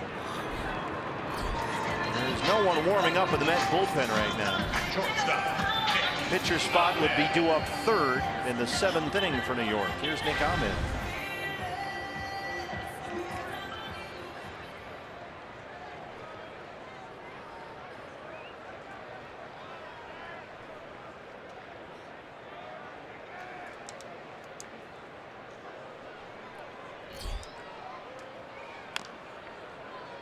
Wheeler 2 full seasons without pitching. He had the Tommy John, then the injury grew more complex when he tore a tendon, and then a year after his surgery needed another operation to remove a stitch that didn't dissolve from the initial procedure. That led to an irritation in the elbow, and so he missed 2 whole years. So they're being careful with Zack Wheeler, obviously. They planned on having him start this season in extended spring training, but he was healthy this spring, looked good facing big league hitters, and they said, well, let's just skip it. So he started the season in the big leagues. 2-1 on Nick Ahmed. Zack Wheeler out of Dallas, Georgia, the 6th overall pick in the '09 draft. 100 pitches, 63 for strikes. Nick can't hold up on that curveball, and it's 2-2.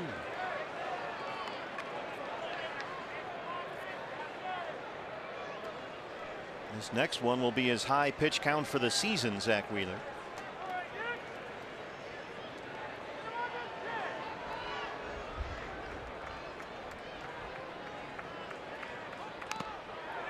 Rivera can't hang on. Ahmed stays alive.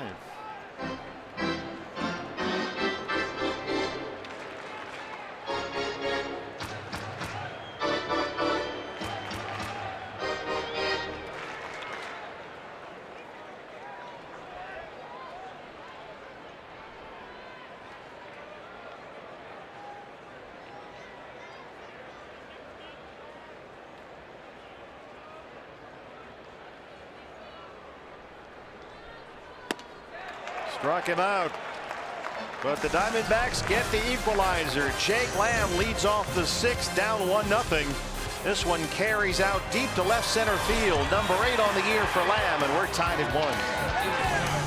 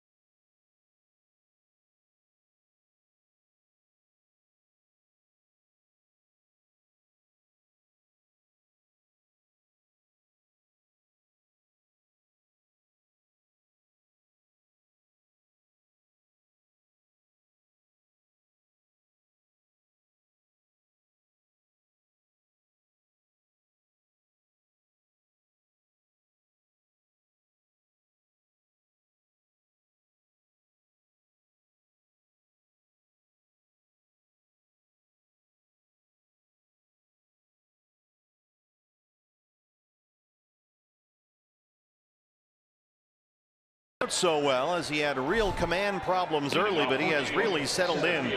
6 innings tonight, only 1 run on 1 hit. Our State Farm winning combo. Look at these numbers. Zach Godley, the last 2 starts. Wow. Boy, and the fly ball outs, it's not like they've been crushed to the warning track or chase the outfielders all over the field. Usually when the ball is in the air, it's just a lazy fly ball to medium depth, getting those grounders. 7, 8, 9 due up in the Mets 7th. Curtis Granderson, who has walked and struck out, will lead it off, and the D-backs will put the shift on. Nick Ahmed, the shortstop, moves out to short right field. What a season it's been for Granderson. He came into the game tonight with an on-base percentage of .206. Ouch. On-base percentage. He's now batting .143. It's been that kind of year. He's having a miserable season offensively. Yoenis Cespedes is injured, which is giving Granderson some playing time, but even that may not keep Granderson in the lineup the way he's going.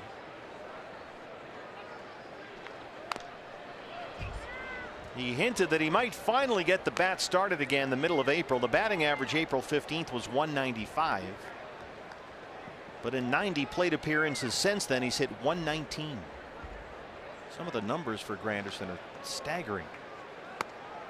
Now at the age of 36. There's his strike, and it's 2-2.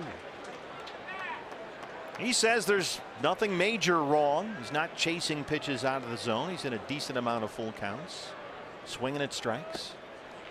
Here's another full count right here. So he's done a lot of things that can put him in position to be successful, but so far there are no results.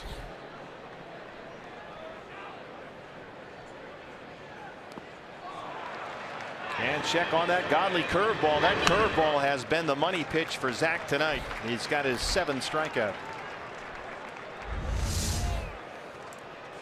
Catcher, Rene Rivera.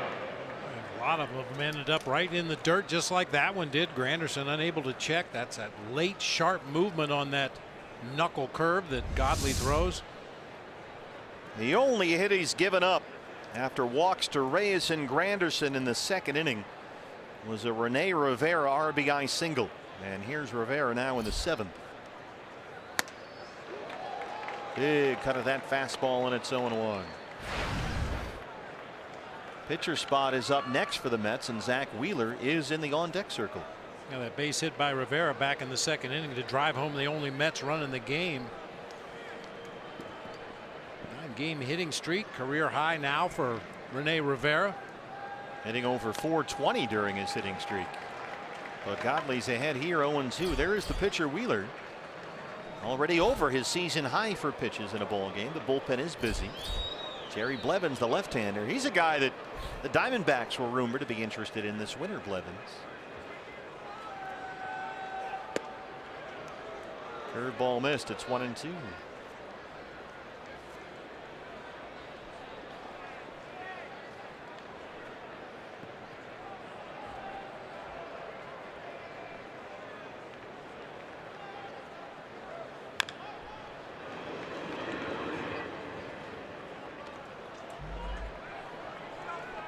Zach Godley walked 1 in the first, walked 2 in the second, really struggled to find a strike zone. Gave up the Rivera RBI single. Since then, he has been outstanding. Jake Lamb at third, sets himself, long throw. Right there, 2 down. And Wheeler will take the at bat. Pitcher, Another Zach ground ball out for Wheeler. Godley.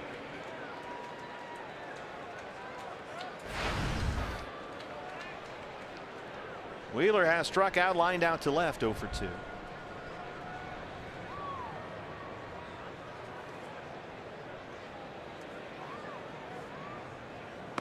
This might be Godley's last inning. He's due up second in the home half of the seventh. There is some activity in the Diamondback bullpen. Coming up on 100 pitches. Wheeler squares to bunt, gets it down, back to the mound. Godley's got it and bobbles it. That would have ended the inning, obviously, but Wheeler's aboard. Just got a little bit too far in front of himself right there. Scoops it up. He was already looking down toward first base. Just couldn't find the handle on it after he initially bobbled it. And what's especially troubling about that, as Torey Lovullo comes out to the mound, you've got the red-hot Michael Conforto, who will be the hitter. J.J. Hoover is ready in the Sanderson bullpen, and that's it for Godley, who gave up only 1 hit through 6 2/3.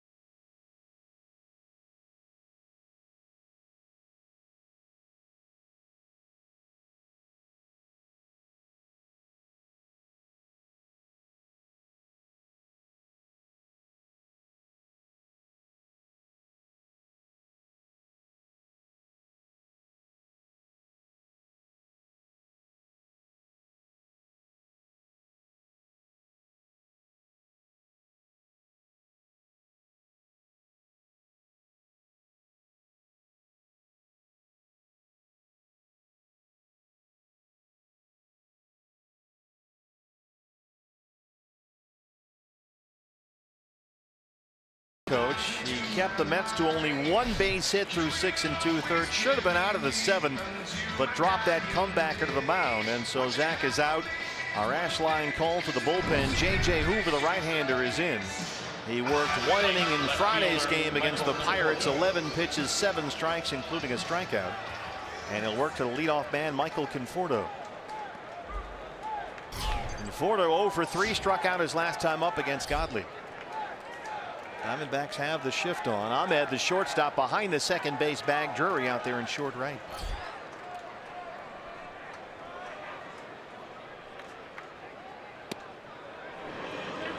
No, he didn't, Pat Hoberg. It's 1-0. Yeah, I don't think this is a case of Zach Godley being punished for making an error right there on what should have been the last out of the inning. I just think that perhaps Torey Lovullo didn't want to give Conforto a 4th look at Zach Godley in this ball game. Conforto is probably their best hitter right now. Homered yesterday in Milwaukee. There's a strike, and it's 1-1.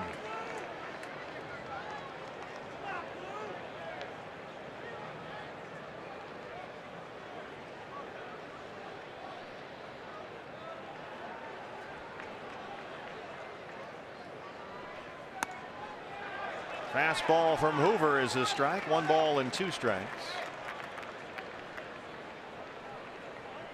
Conforto batting .370 this month. Hit .320 in April. 1-2. J.J. Hoover got him. Went to the slider. A big strikeout for Hoover, and he strands Wheeler at first. We stretch it, Chase, in a 1-1 ball game.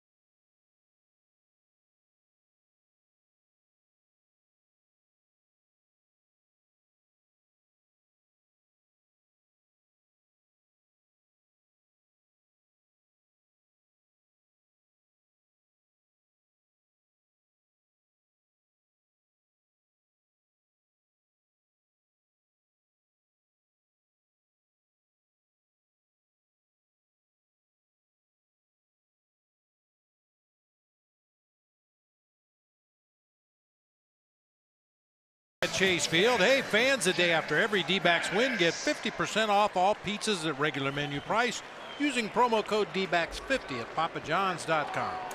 Little unusual that Zach Wheeler is back out there to start this bottom of the 7th inning.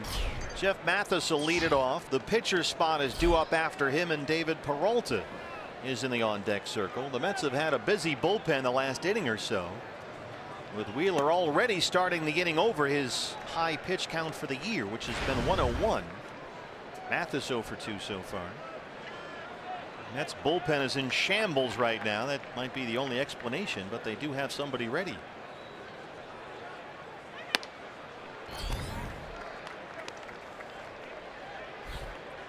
Wheeler in his last 2 starts has thrown 96 and 95 pitches. Tonight 105, 67 for strikes. They already have a whole bunch of injured starters, obviously. And with Wheeler coming off Tommy John surgery, missed 2 whole years. This might seem a little reckless for some Mets fans. Blevins has been throwing for a while down there, the lefty. Robles, the right-hander, now up as well. 3-1 to Mathis with Peralta on deck.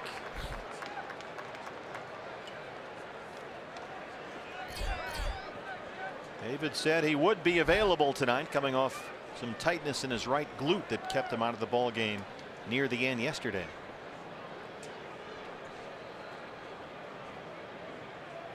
Mathis, base hit. Jeff Mathis continues to hit. He's hit safely now in 5 of his last 7 starts. A single leads it off. Here comes Peralta. Pitching for J.J. Hoover, number 6. David Blevins, the lefty, Peralta. has been ready for a while down there. Here comes Terry Collins. Mets bullpen has given up 17 earned runs in the last 13 innings. But they'll go to the pen here. Peralta and Blevins when we come back.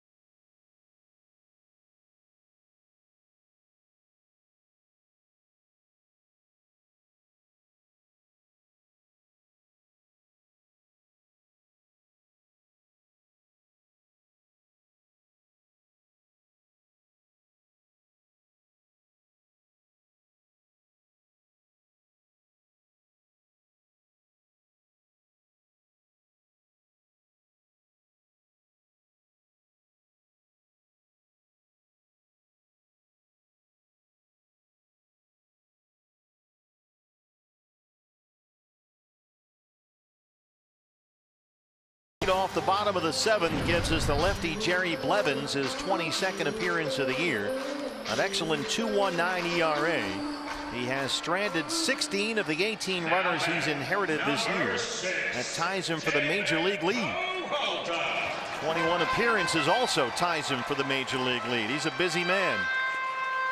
Oh, go ahead, Bob. I was going to say Peralta is the batter to hit for the pitcher. Just a sinker curveball combination from Blevins. He does have a changeup he'll throw occasionally to a right-handed hitter, but basically a 2-pitch mix. When he's good, he's down and gets a lot of ground balls.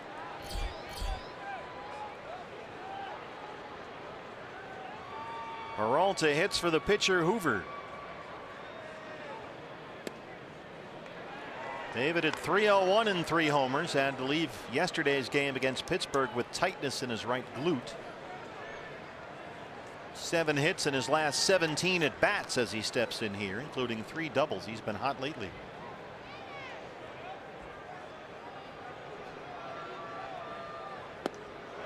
Oh, 2. David this year just 4 for 21 against left-hand pitchers.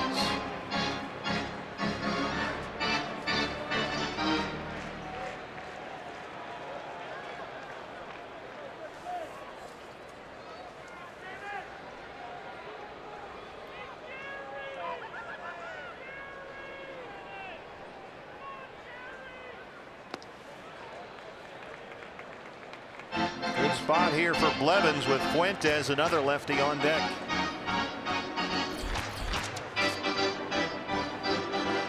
Left-hand batters 3 for 30 versus Jerry Blevins this year.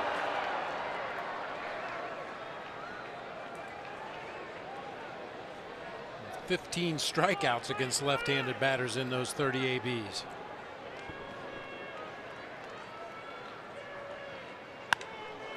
Peralta gets it in the air, shallow center. Granderson coming in, and he makes a sliding grab.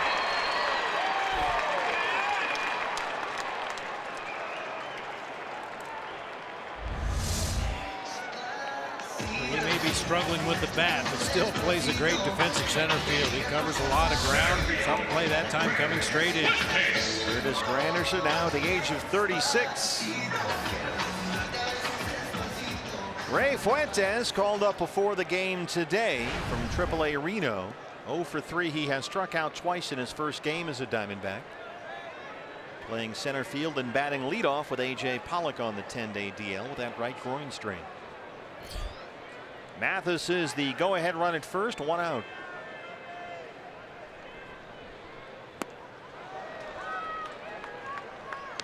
Fuentes had really been swinging a hot bat for the Aces lately. Hitting better than .470 in his last 21 games with Reno. Hitting .376 for the year. He was 4th in the Coast League in hitting.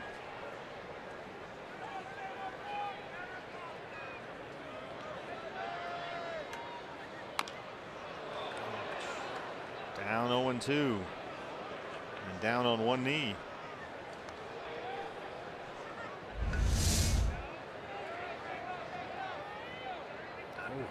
The inside of the right knee, maybe just below the knee joint itself.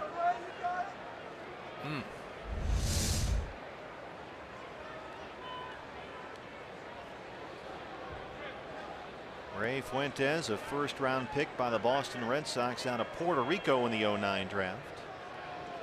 Traded to the Padres as part of the deal that sent Adrian Gonzalez to Boston several years ago. Was with Kansas City last year, this year a Diamondback.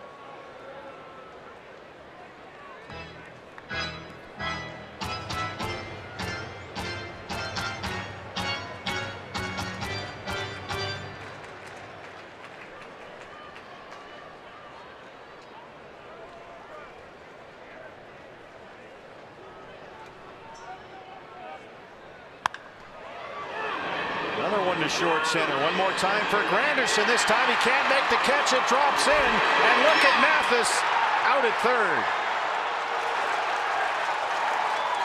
Jeff Mathis took a gamble there on a ball that was blooped into very shallow center.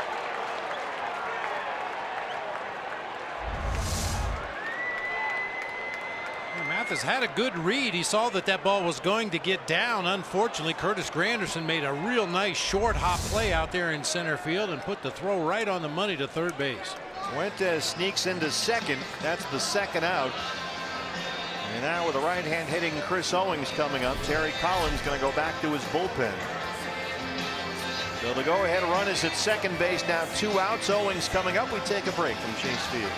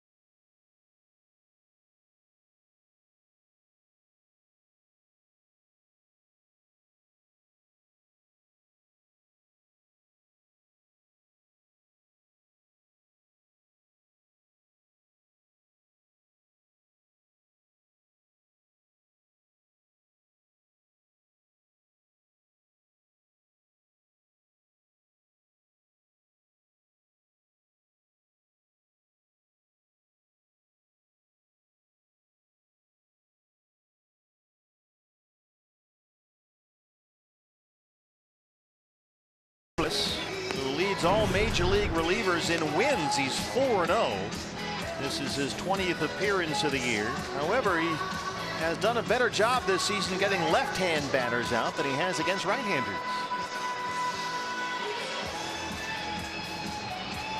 He'll face Chris Owings with Ray Fuentes. The go-ahead run at second and 2 outs. Goldie would be next. He'll be behind Owings on deck.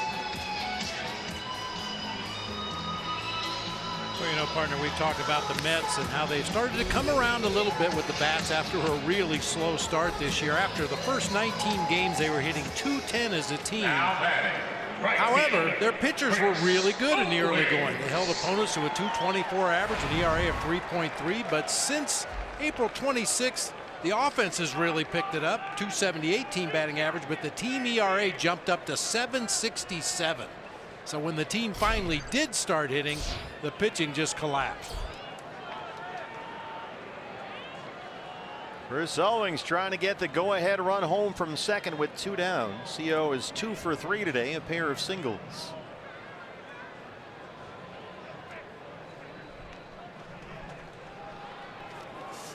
Thanks to Kurt Zacher for that information. I mean, I've got index cards here, every offensive category, every pitching category, and I mean, it was just a complete turnaround for the Mets. They're getting a little healthier offensively. The pitching is going the other way. Syndergaard hurt. Their closer Familia hurt. That fastball's in there at 99 from Hansel Robles, and it's 0-1. Robles pitched in the World Baseball Classic for the Dominican Republic, appeared in 4 games. It must be that WBC strike zone right there. Apparently.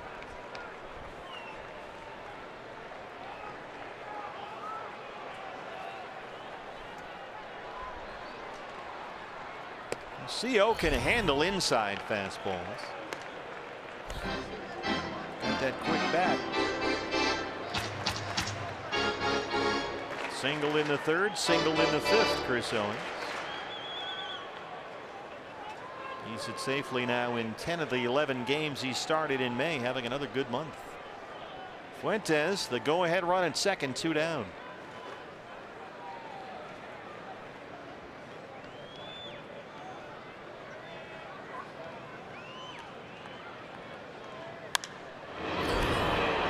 Cut at that 97-mile-an-hour fastball, and it's 1-2.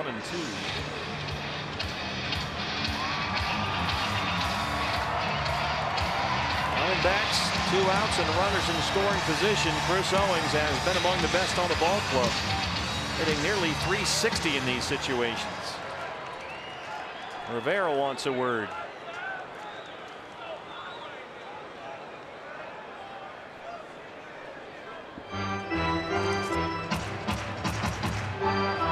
Robles' backward splits. Lefties are hitting .095 against him this year.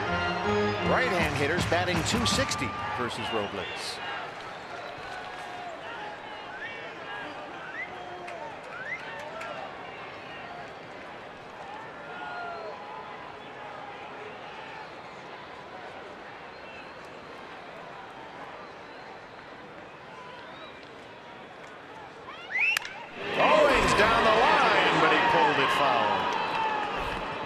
Trent give it up for Mr. Randy Watson, our Gold Glover down the left field line.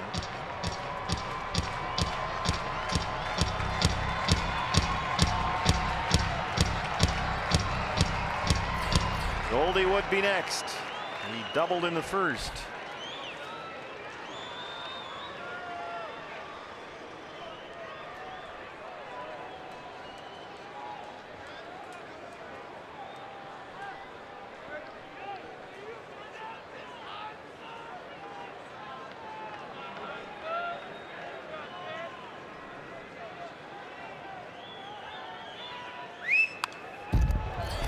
Just got a piece at 99 to stay alive.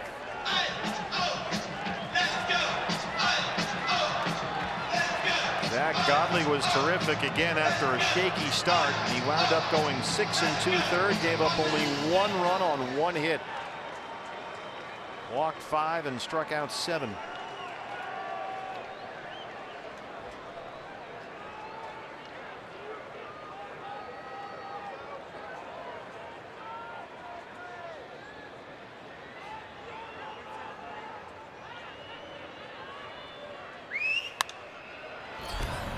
CO protecting down there with 2 strikes. Rivera back back out to the mound. I think there might have been some kind of a pickoff play or something on.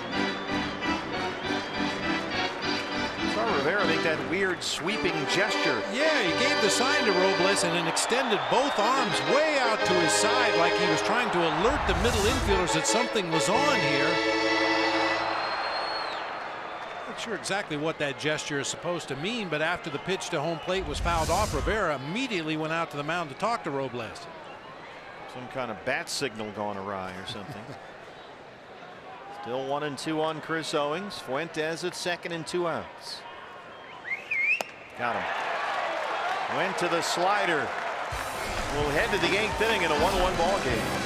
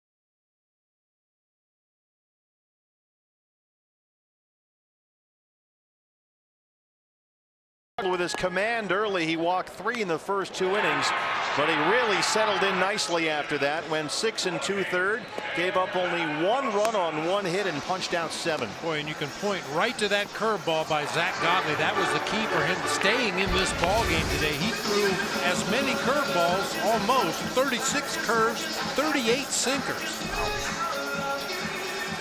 A.J. Hoover got the final out of the 7th. Jorge De La Rosa will open up the 8th inning. Our Ashline call to the bullpen, the left-hander. A 2.70 ERA, his 16th appearance of the year. T.J. Rivera, the third baseman, who's 0 for 3, will lead it off. Rivera, his last time up, lined hard into a double play right to third. Jake Lamb threw over to first and doubled off Michael Conforto. I get the feeling this is the biggest inning for the Diamondbacks right here. Rivera, Bruce, and Walker. If you can find your way to the bottom of this Mets order, quick inning right here, you feel pretty good about it. D-backs will have the heart of the order coming up in the home half of the 8th. Goldie, Lamb, Tomas, 3, 4, and 5.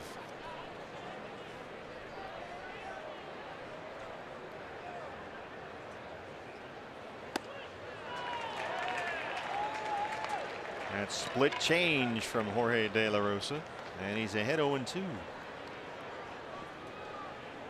T.J. Rivera can hit. Last 15 games, he's hitting almost 360 with 9 extra base hits.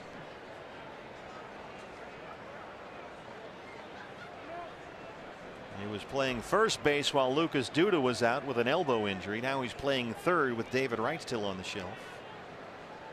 Terry Collins finding spots for Rivera's bat. This is a guy who's an aggressive hitter up there.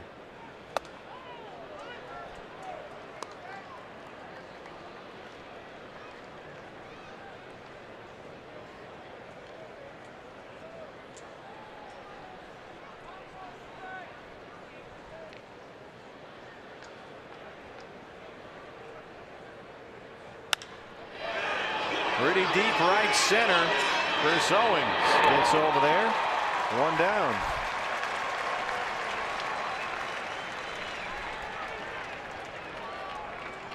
Jay Bruce tonight has walked and struck out twice. He's 0 for 2.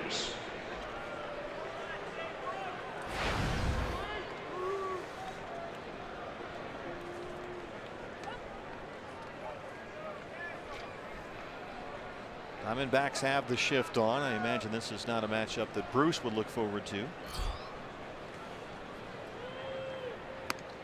And that's why. Yeah, Jay Bruce 2 for 11 lifetime against, oh, excuse me, wrong call. There it is. 2 for 12 lifetime against Jorge De La Rosa. He does have a home run. Struck out 4 of those 12 at bats.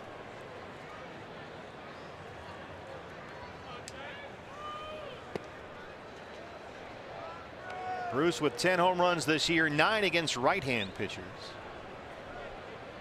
Doesn't usually have much luck with lefties.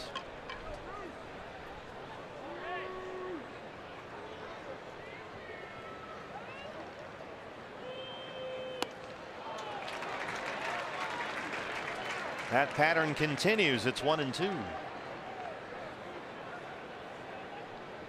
The Mets have 1 hit in the ball game. Rene Rivera's RBI single in the 2nd inning.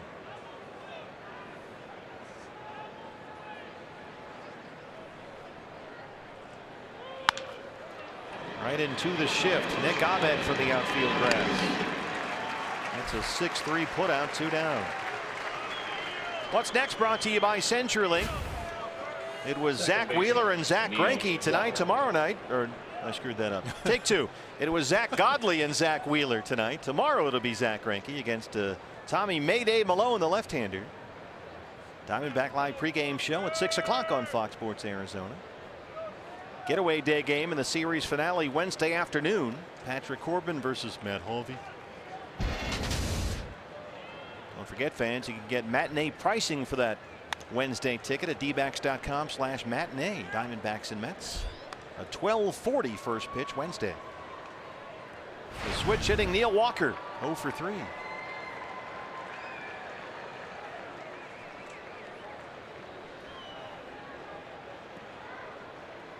Walker 12 hits in his last 6 games, 10 RBIs, but hitless so far tonight. And a 3-hit game yesterday at Miller Park against the Brewers. Got a 6-game hitting streak on the line. He's down 0-2. It's a good example of Torey Lovullo's faith in Jorge De La Rosa. Brings him on to face some hitters. He knows he's going to get righties, lefties, switch hitters.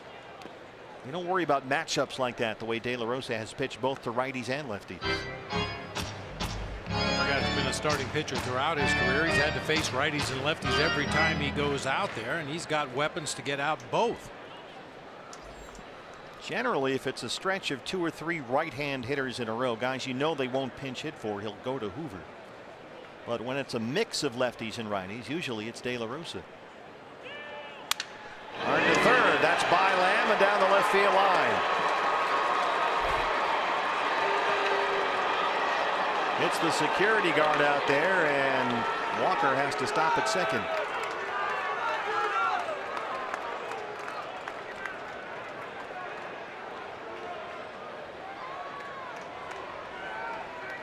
I'm not sure that this is according to protocol. Underneath the chair. Maybe nobody noticed. Flip it out. There you go. Barry, if I do it really casually, maybe nobody will know. Down there with Trent Watson guarding the line. Our security man is very subtle. Waited for his moment. Thought, well, maybe I'll get away with this. It didn't really affect the play whatsoever. Walker was going to end up at second base either way. So now the left-hander out there is Lucas Duda, and D-backs put on the shift. Go ahead run at second and 2 down.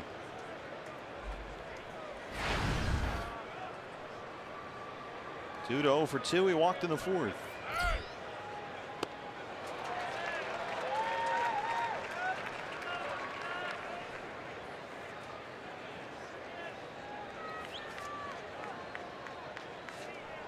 Did he think once he tapped it a good 1.5 foot out there, someone, oh, there it is. It must have rolled out there on its own. It should have been ruled a dead ball the moment it hit the chair or hit his foot, whatever it hit down that left field line. I think it was. Most of the umpires put both hands up in the air and signaled that.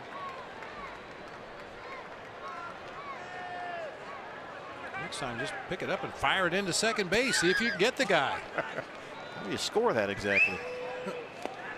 De La Rosa strikes out Lucas Duda and strands the 2-out double. The heart of the order coming up in the bottom of the 8th inning. Goldie will lead it off. Mets and D-backs tied at 1.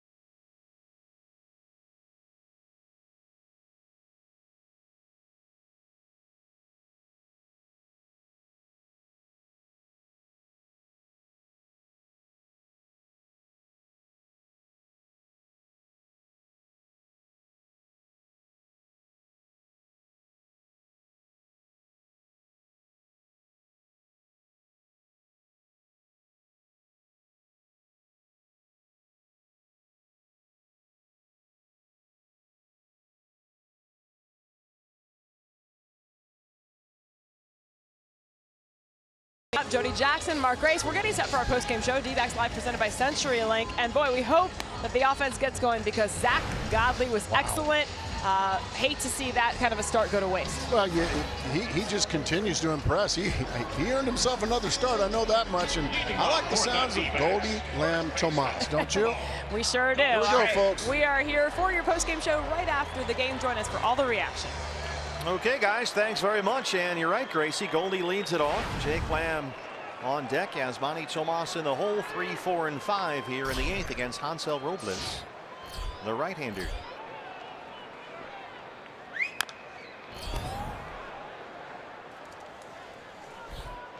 Robles came on in the 7th, struck out Chris Owings with Ray Fuentes at 2nd and 2 outs.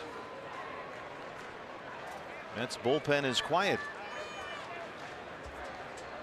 Goldie doubled in the 1st inning, hard down the left field line. He's 1 for 3. 3 for 4 lifetime with 2 doubles. High fly ball, deep center field, way back. It's gone.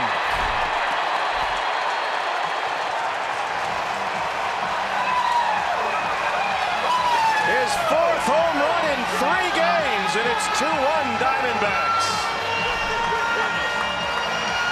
We'll see if Terry Collins wants to challenge. Ron Gardenhire on the phone. Here comes the Mets skipper. Let's have a look. Ball's absolutely crushed. Once again, a fastball up in the zone. Looks like it hit right on the yellow stripe, at least on that first look right there. Now, it's not necessarily a challenge. You can suggest or ask that they review it. But a boundary call is up to the umpire's discretion, and in most cases, when it's close like this, they want to get the call right, so they'll use replay. So you've got Mark Wagner on the phone with New York. The call on the field is that the batter. This is not a challenge, it's an umpire review. There is a slight ledge at the top of the yellow stripe out there on the batter's eye. It just looks like from the way the ball rebounded off the batter's eye that it hit on the yellow stripe. If it had hit above the yellow stripe, it may have ricocheted up in the air, hitting that little ledge. We're talking about a flashback to Goldie's home run yesterday. Oh, yeah. Let's see.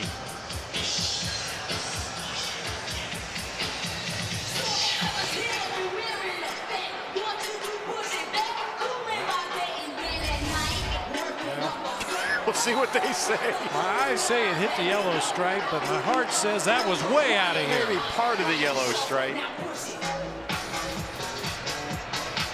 Second base umpire Nick Letts. Letts is on the left there. Mark Wegman, crew chief, on the right. Well, Nick Letts didn't hesitate at all. He had the best look at it initially when it happened. He ran out there from his second base position, got a pretty good look at it, and immediately had his right hand up in the air signaling home run. Sure did. Yeah, to think that home run that Goldie just hit is probably about 40 feet below the one he hit yesterday. So if you're looking at that home run saying, wow, he should have been with us yesterday, because this one was an infield pop-up compared to that. They are taking a long look in New York. The call on the field is home run. You need definitive video evidence to overturn that call.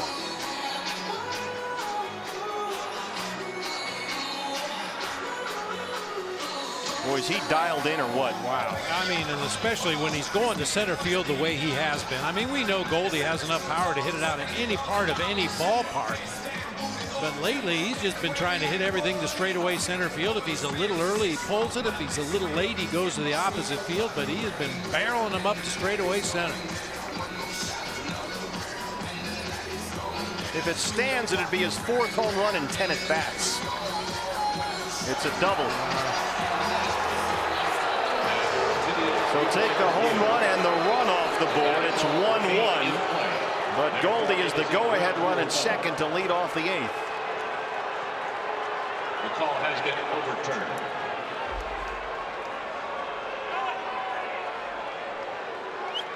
That brings up Jake Lamb, who homered in his last at bat. Third base. And they're going to give him the no-pitch intentional walk.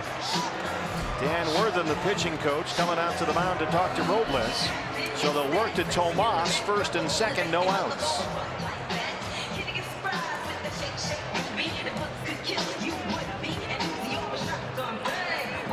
Last August, Yasmani Tomas versus Hansel Robles. Boom. No leg kick at all on that particular swing. Just a little rock, got his weight on his back foot, then shifted it out front. Never lifted his feet off the ground. Just kind of flipped that off-speed pitch out of here to left field. Yasmani today has had some really encouraging at-bats. He walked in the second. Just missed a home run in the 4th on a long at-bat, a 3-2 pitch that was about a step shy of going out of here to right field. And he flied out to right his last time up. That was in the 6th inning. So you've got Goldie at second, Lamb at first. 1-1 here in the 8th, no outs. And Yasmani Tomas is the hitter. Diamondbacks over the last 2 games, counting today, with runners in scoring position 2 for 20.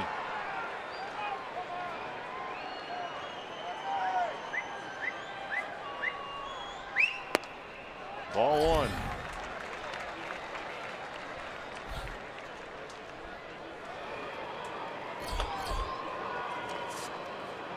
Bullpen busy again for Terry Collins. Josh Edgen, the left-hander, starts to loosen up.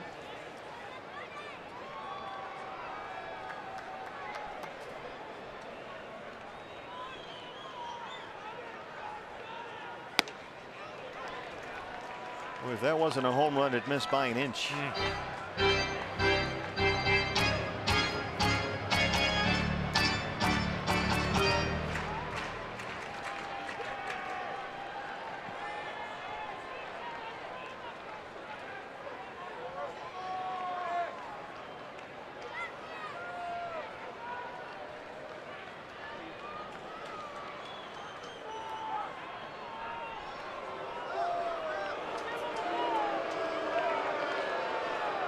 D-backs have out hit the Mets 9-2.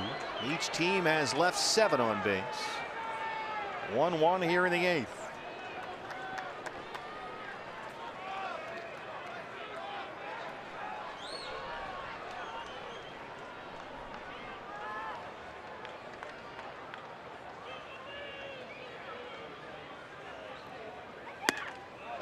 Fastball away. Good take by Tomas. 2-1. He's had some very patient at bats tonight. Trying to get his bat going here this month. He is 4 for 33 in May after a .290 April. Goldie the runner at second, Lamb at first.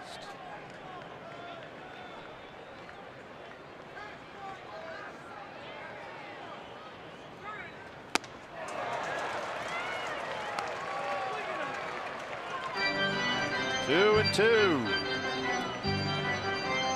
Went looking for a fastball that time, but didn't get it.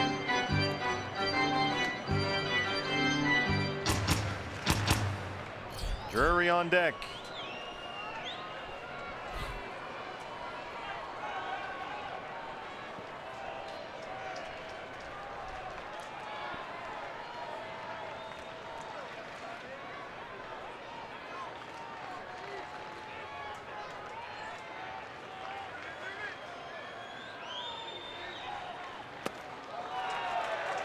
Boy, Rivera does not get out in front of those. He'll backhand that more often than not. That one almost went to the backstop.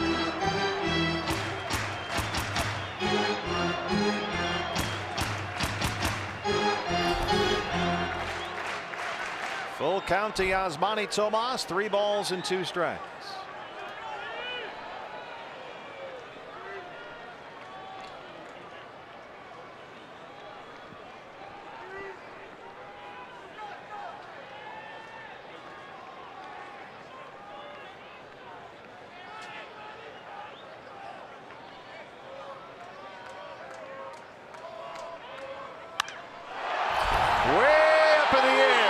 Center field, Yasmani Tomas. It's gone. A 3-run homer for Altuve. That's his 7th. And the Diamondbacks have a 4-1 lead.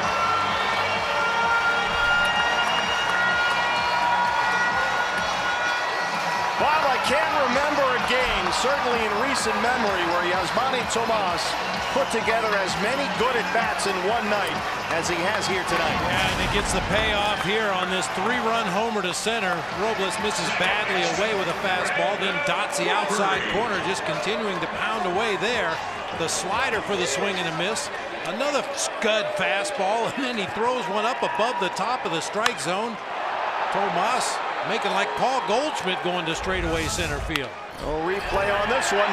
Base hit for Drury down the left field line. It's by Rivera at third. Conforto has it in the corner, and Brandon Drury has his 11th double. Double walk, homer double, open up the Diamondback 8th.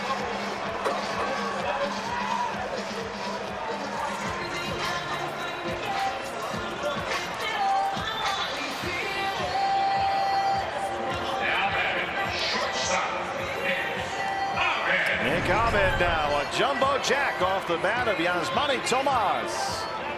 Free jumbo jack tomorrow with a purchase of a large drink at Jack in the Box. Well, Yasmani with only 5 hits so far this month, but on 4 of those he's produced 7 runs driven in. Made them count. Nick Ahmed 0 for 3. There's his strike. Now 11 hits for the D-backs, only 2 for the Mets. Well, that is so good to see Yasmani get rewarded. As you said, some really, really good at-bats in the ball game tonight.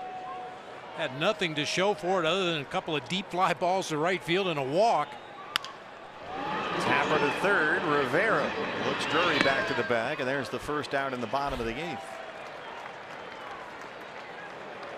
Yasmani Tomas, a clutch 3-run homer in the 8th inning, his 7th this year. Here's Jeff Mathis, who singled his last time up.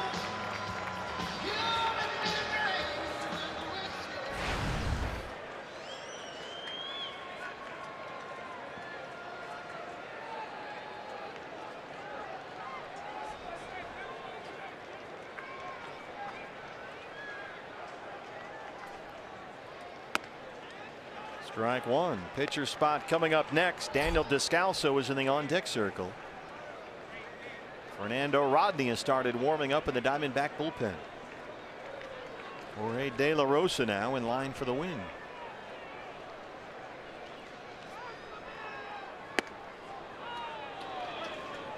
No, he didn't go, Mark Wegner. It's 1-1 on Jeff Mathis. Here's Descalso. Singled and walked in 2 plate appearances yesterday against Pittsburgh.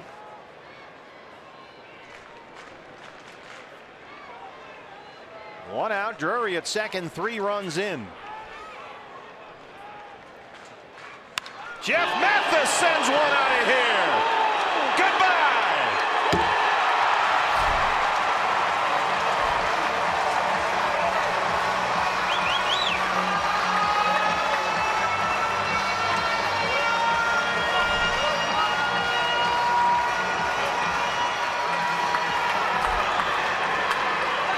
Diamondbacks offense. This is your 8th inning wake-up call.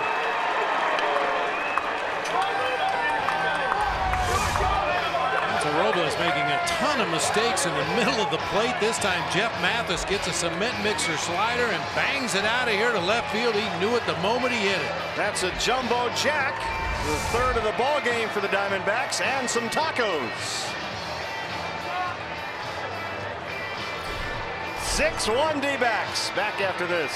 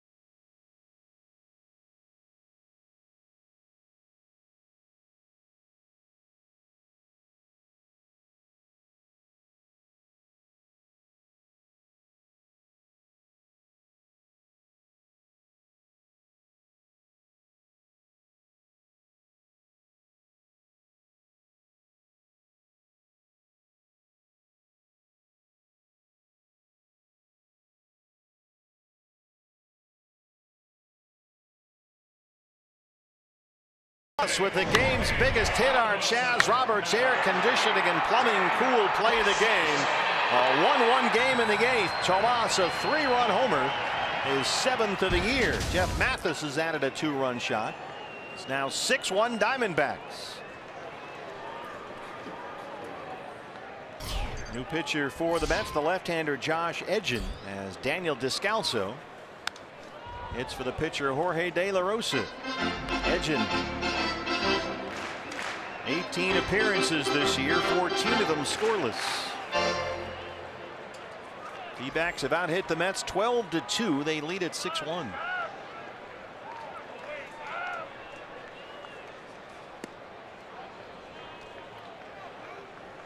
One and one on Daniel Descalso. Silvino Bracho just called up over the weekend from AAA Reno. Warming up at the bullpen. 6-1 game now. Rodney, who had been warming up, sits down.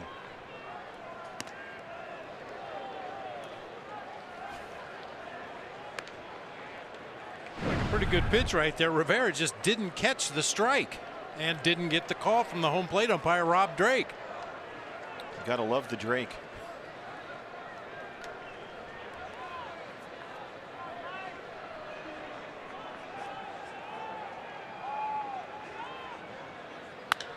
Descalso gets one in the air.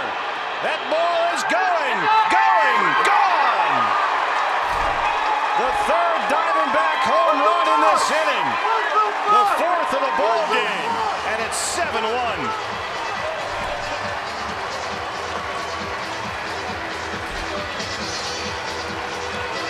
Mathis and Descalso go back-to-back. Third home run in the inning, and don't forget Goldie's double to lead off. This inning was You're right. controversial. Could have been a home run. Daniel Descalso against a lefty. Once again, I mention it every time he gets those at-bats against left-handed pitching. He's going to give you a heck of an at-bat. Beautiful at-bat that time. Another jumbo jack. Ray Fuentes singled his last time up, 1 for 4 in his D-back debut.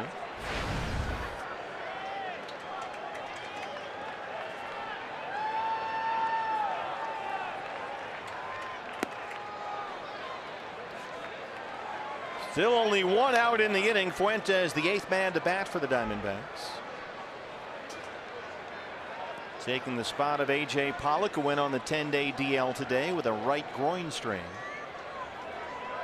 Fuentes having a big year at Reno, hitting .376 in AAA for the Aces, but he strikes out here for the 3rd time tonight.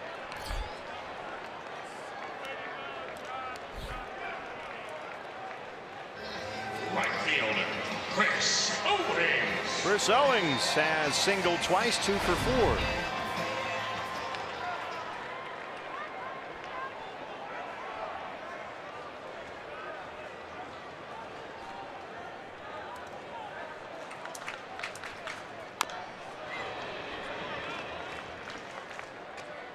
Diamondbacks have gone 5 straight series without winning a series. They have lost 7 of their last 11 games, 9 of their last 15. Trying to get off the schneid here. They have split 2 series on this homestand.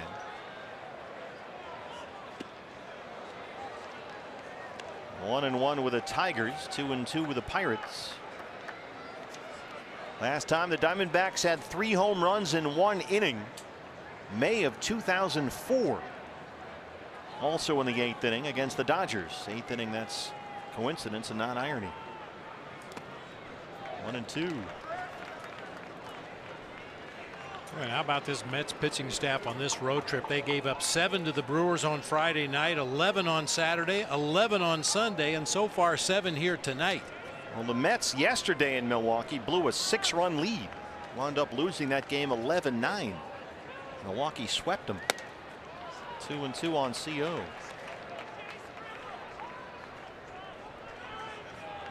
Mets came in here, 81 runs scored in the month of May, the most in the major leagues.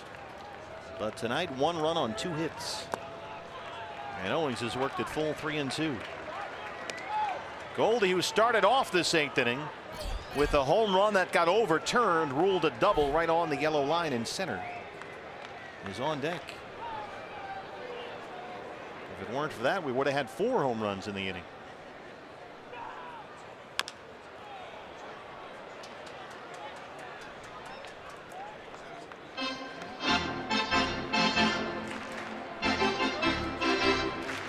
Important to get this one.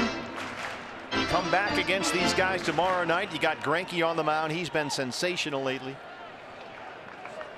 Try and at least clinch the first 2 games of this series, get a series win before it's off to San Diego. And the Diamondbacks have batted around in the 8th inning. Owings aboard for the 3rd time tonight. Here comes Goldie. First baseman, Paul Goldschmidt. He doubled down the left field line in the 1st. The last time up, he hit one that was a smidge over the yellow line in dead center, way above the head of Curtis Granderson out there. Initially called a home run. The call was then changed and ruled a double. So he's 2 for 4 with a pair of doubles.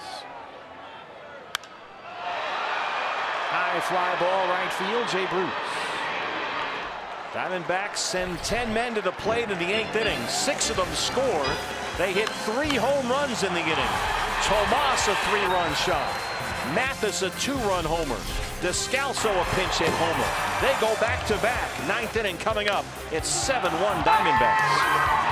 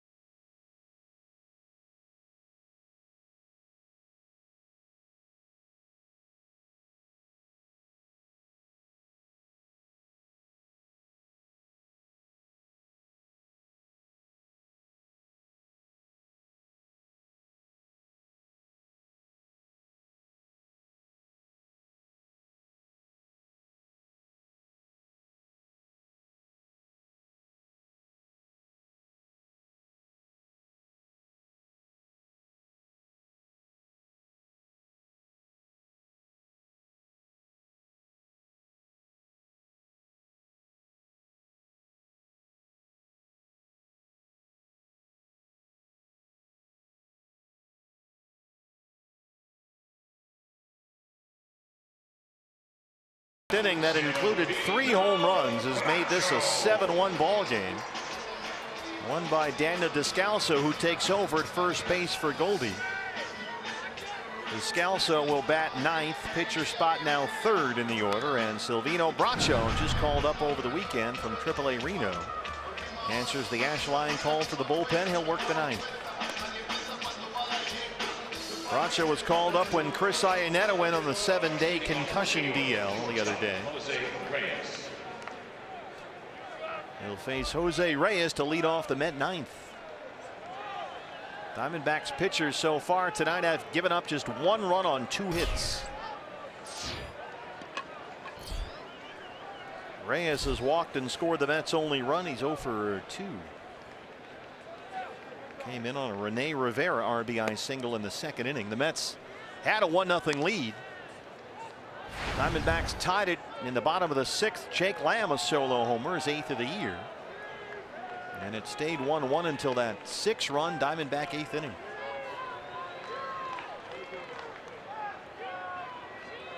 So a chance here for Bracho to get his major league feet back underneath him. But behind on Reyes 2-0. And somewhat of a soft landing. I mean, experienced Major League Baseball players, you still have to execute your pitches to get them out. But Reyes, Granderson, Rivera down here at the bottom of the Mets order. Should be a soft landing here for Silvino. Here's a strike at 94. 2-1 on Jose Reyes. Giants have opened up a lead at home on the Dodgers. San Francisco up 6-1 in the 7th inning at AT&T Park. Padres home at Petco. They lead the Brewers 4-3. Rockies, who are in first place in the NL West, 3 games ahead of the Diamondbacks, have the night off.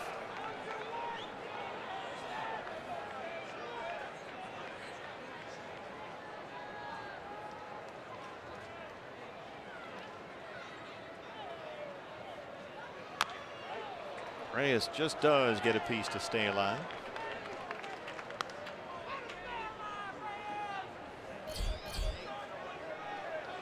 Granderson 0 for 2 on deck. Terry Collins' team really scuffling right now. 4 games under 500. They've lost 4 in a row.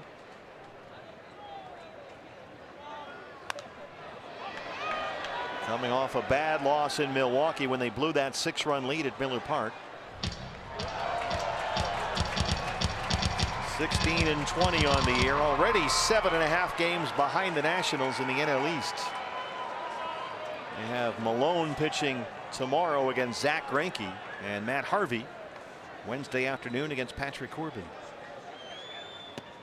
Good start for Silvino Bracho. Went to the changeup and strikes out Reyes.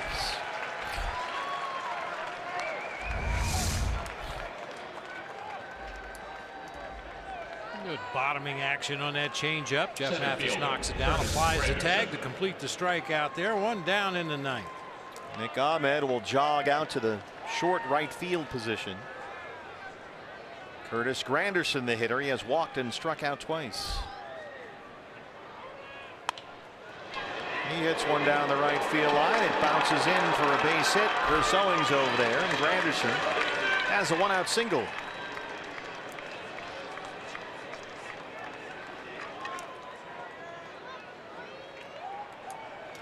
Rene Rivera. One of 3 Met hits. That RBI single in the 2nd that made it 1-0 New York.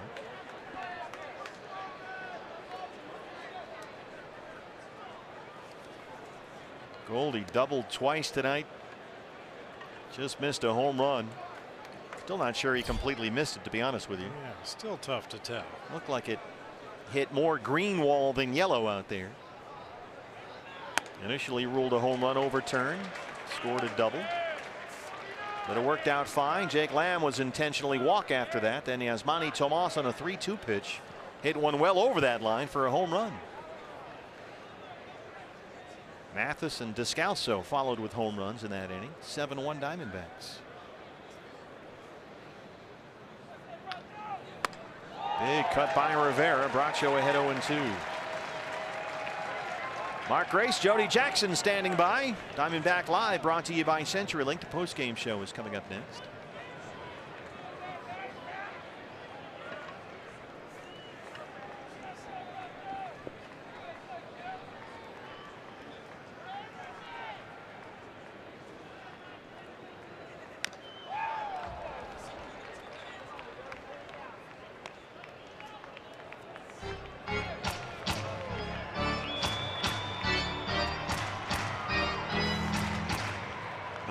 night for that Met bullpen. It got ugly in a hurry there for Robles in the 8th inning. Edgin came in, gave up a homer. 0-2 on Rene Rivera. Wilmer Flores is on deck. Rivera strikes out. 2 down in the 9th. Flores will hit for the pitcher.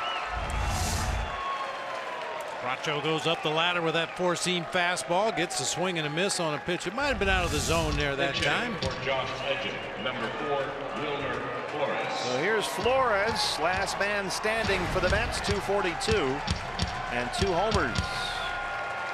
First of a 3-game series, the Diamondbacks and the Mets. D-backs trying to take this one without a win in their last 5 series. Need to reverse that trend here. And a good start. Soft changeup in there for a strike.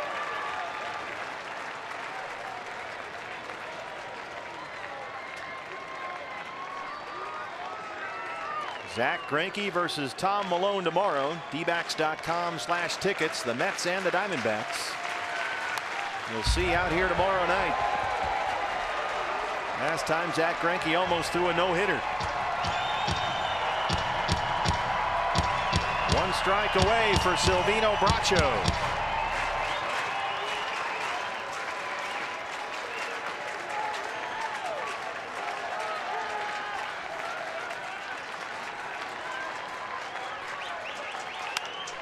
Flores launches one, and that's going to go over the Diamondback bullpen. Wilmer Flores, a 2-run homer, and suddenly it's 7-3.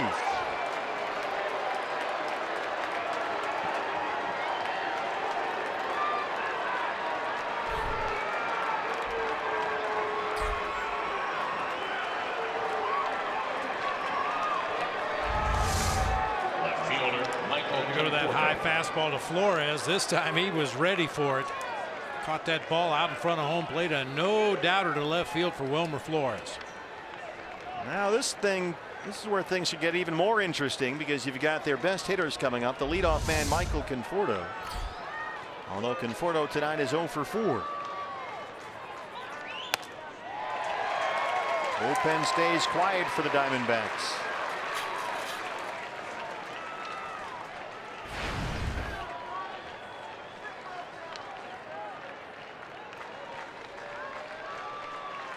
Shift is on. They overload the right-hand side. 1-1. Drury out there in short right this time. Ahmed, the shortstop, near the bag at second.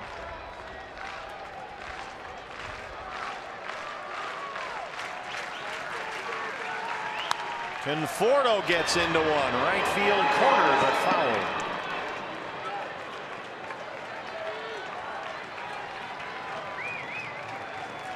Now Fernando Rodney's going to have to get active again. He had been warming up after the Tomas homer that made it 4-1.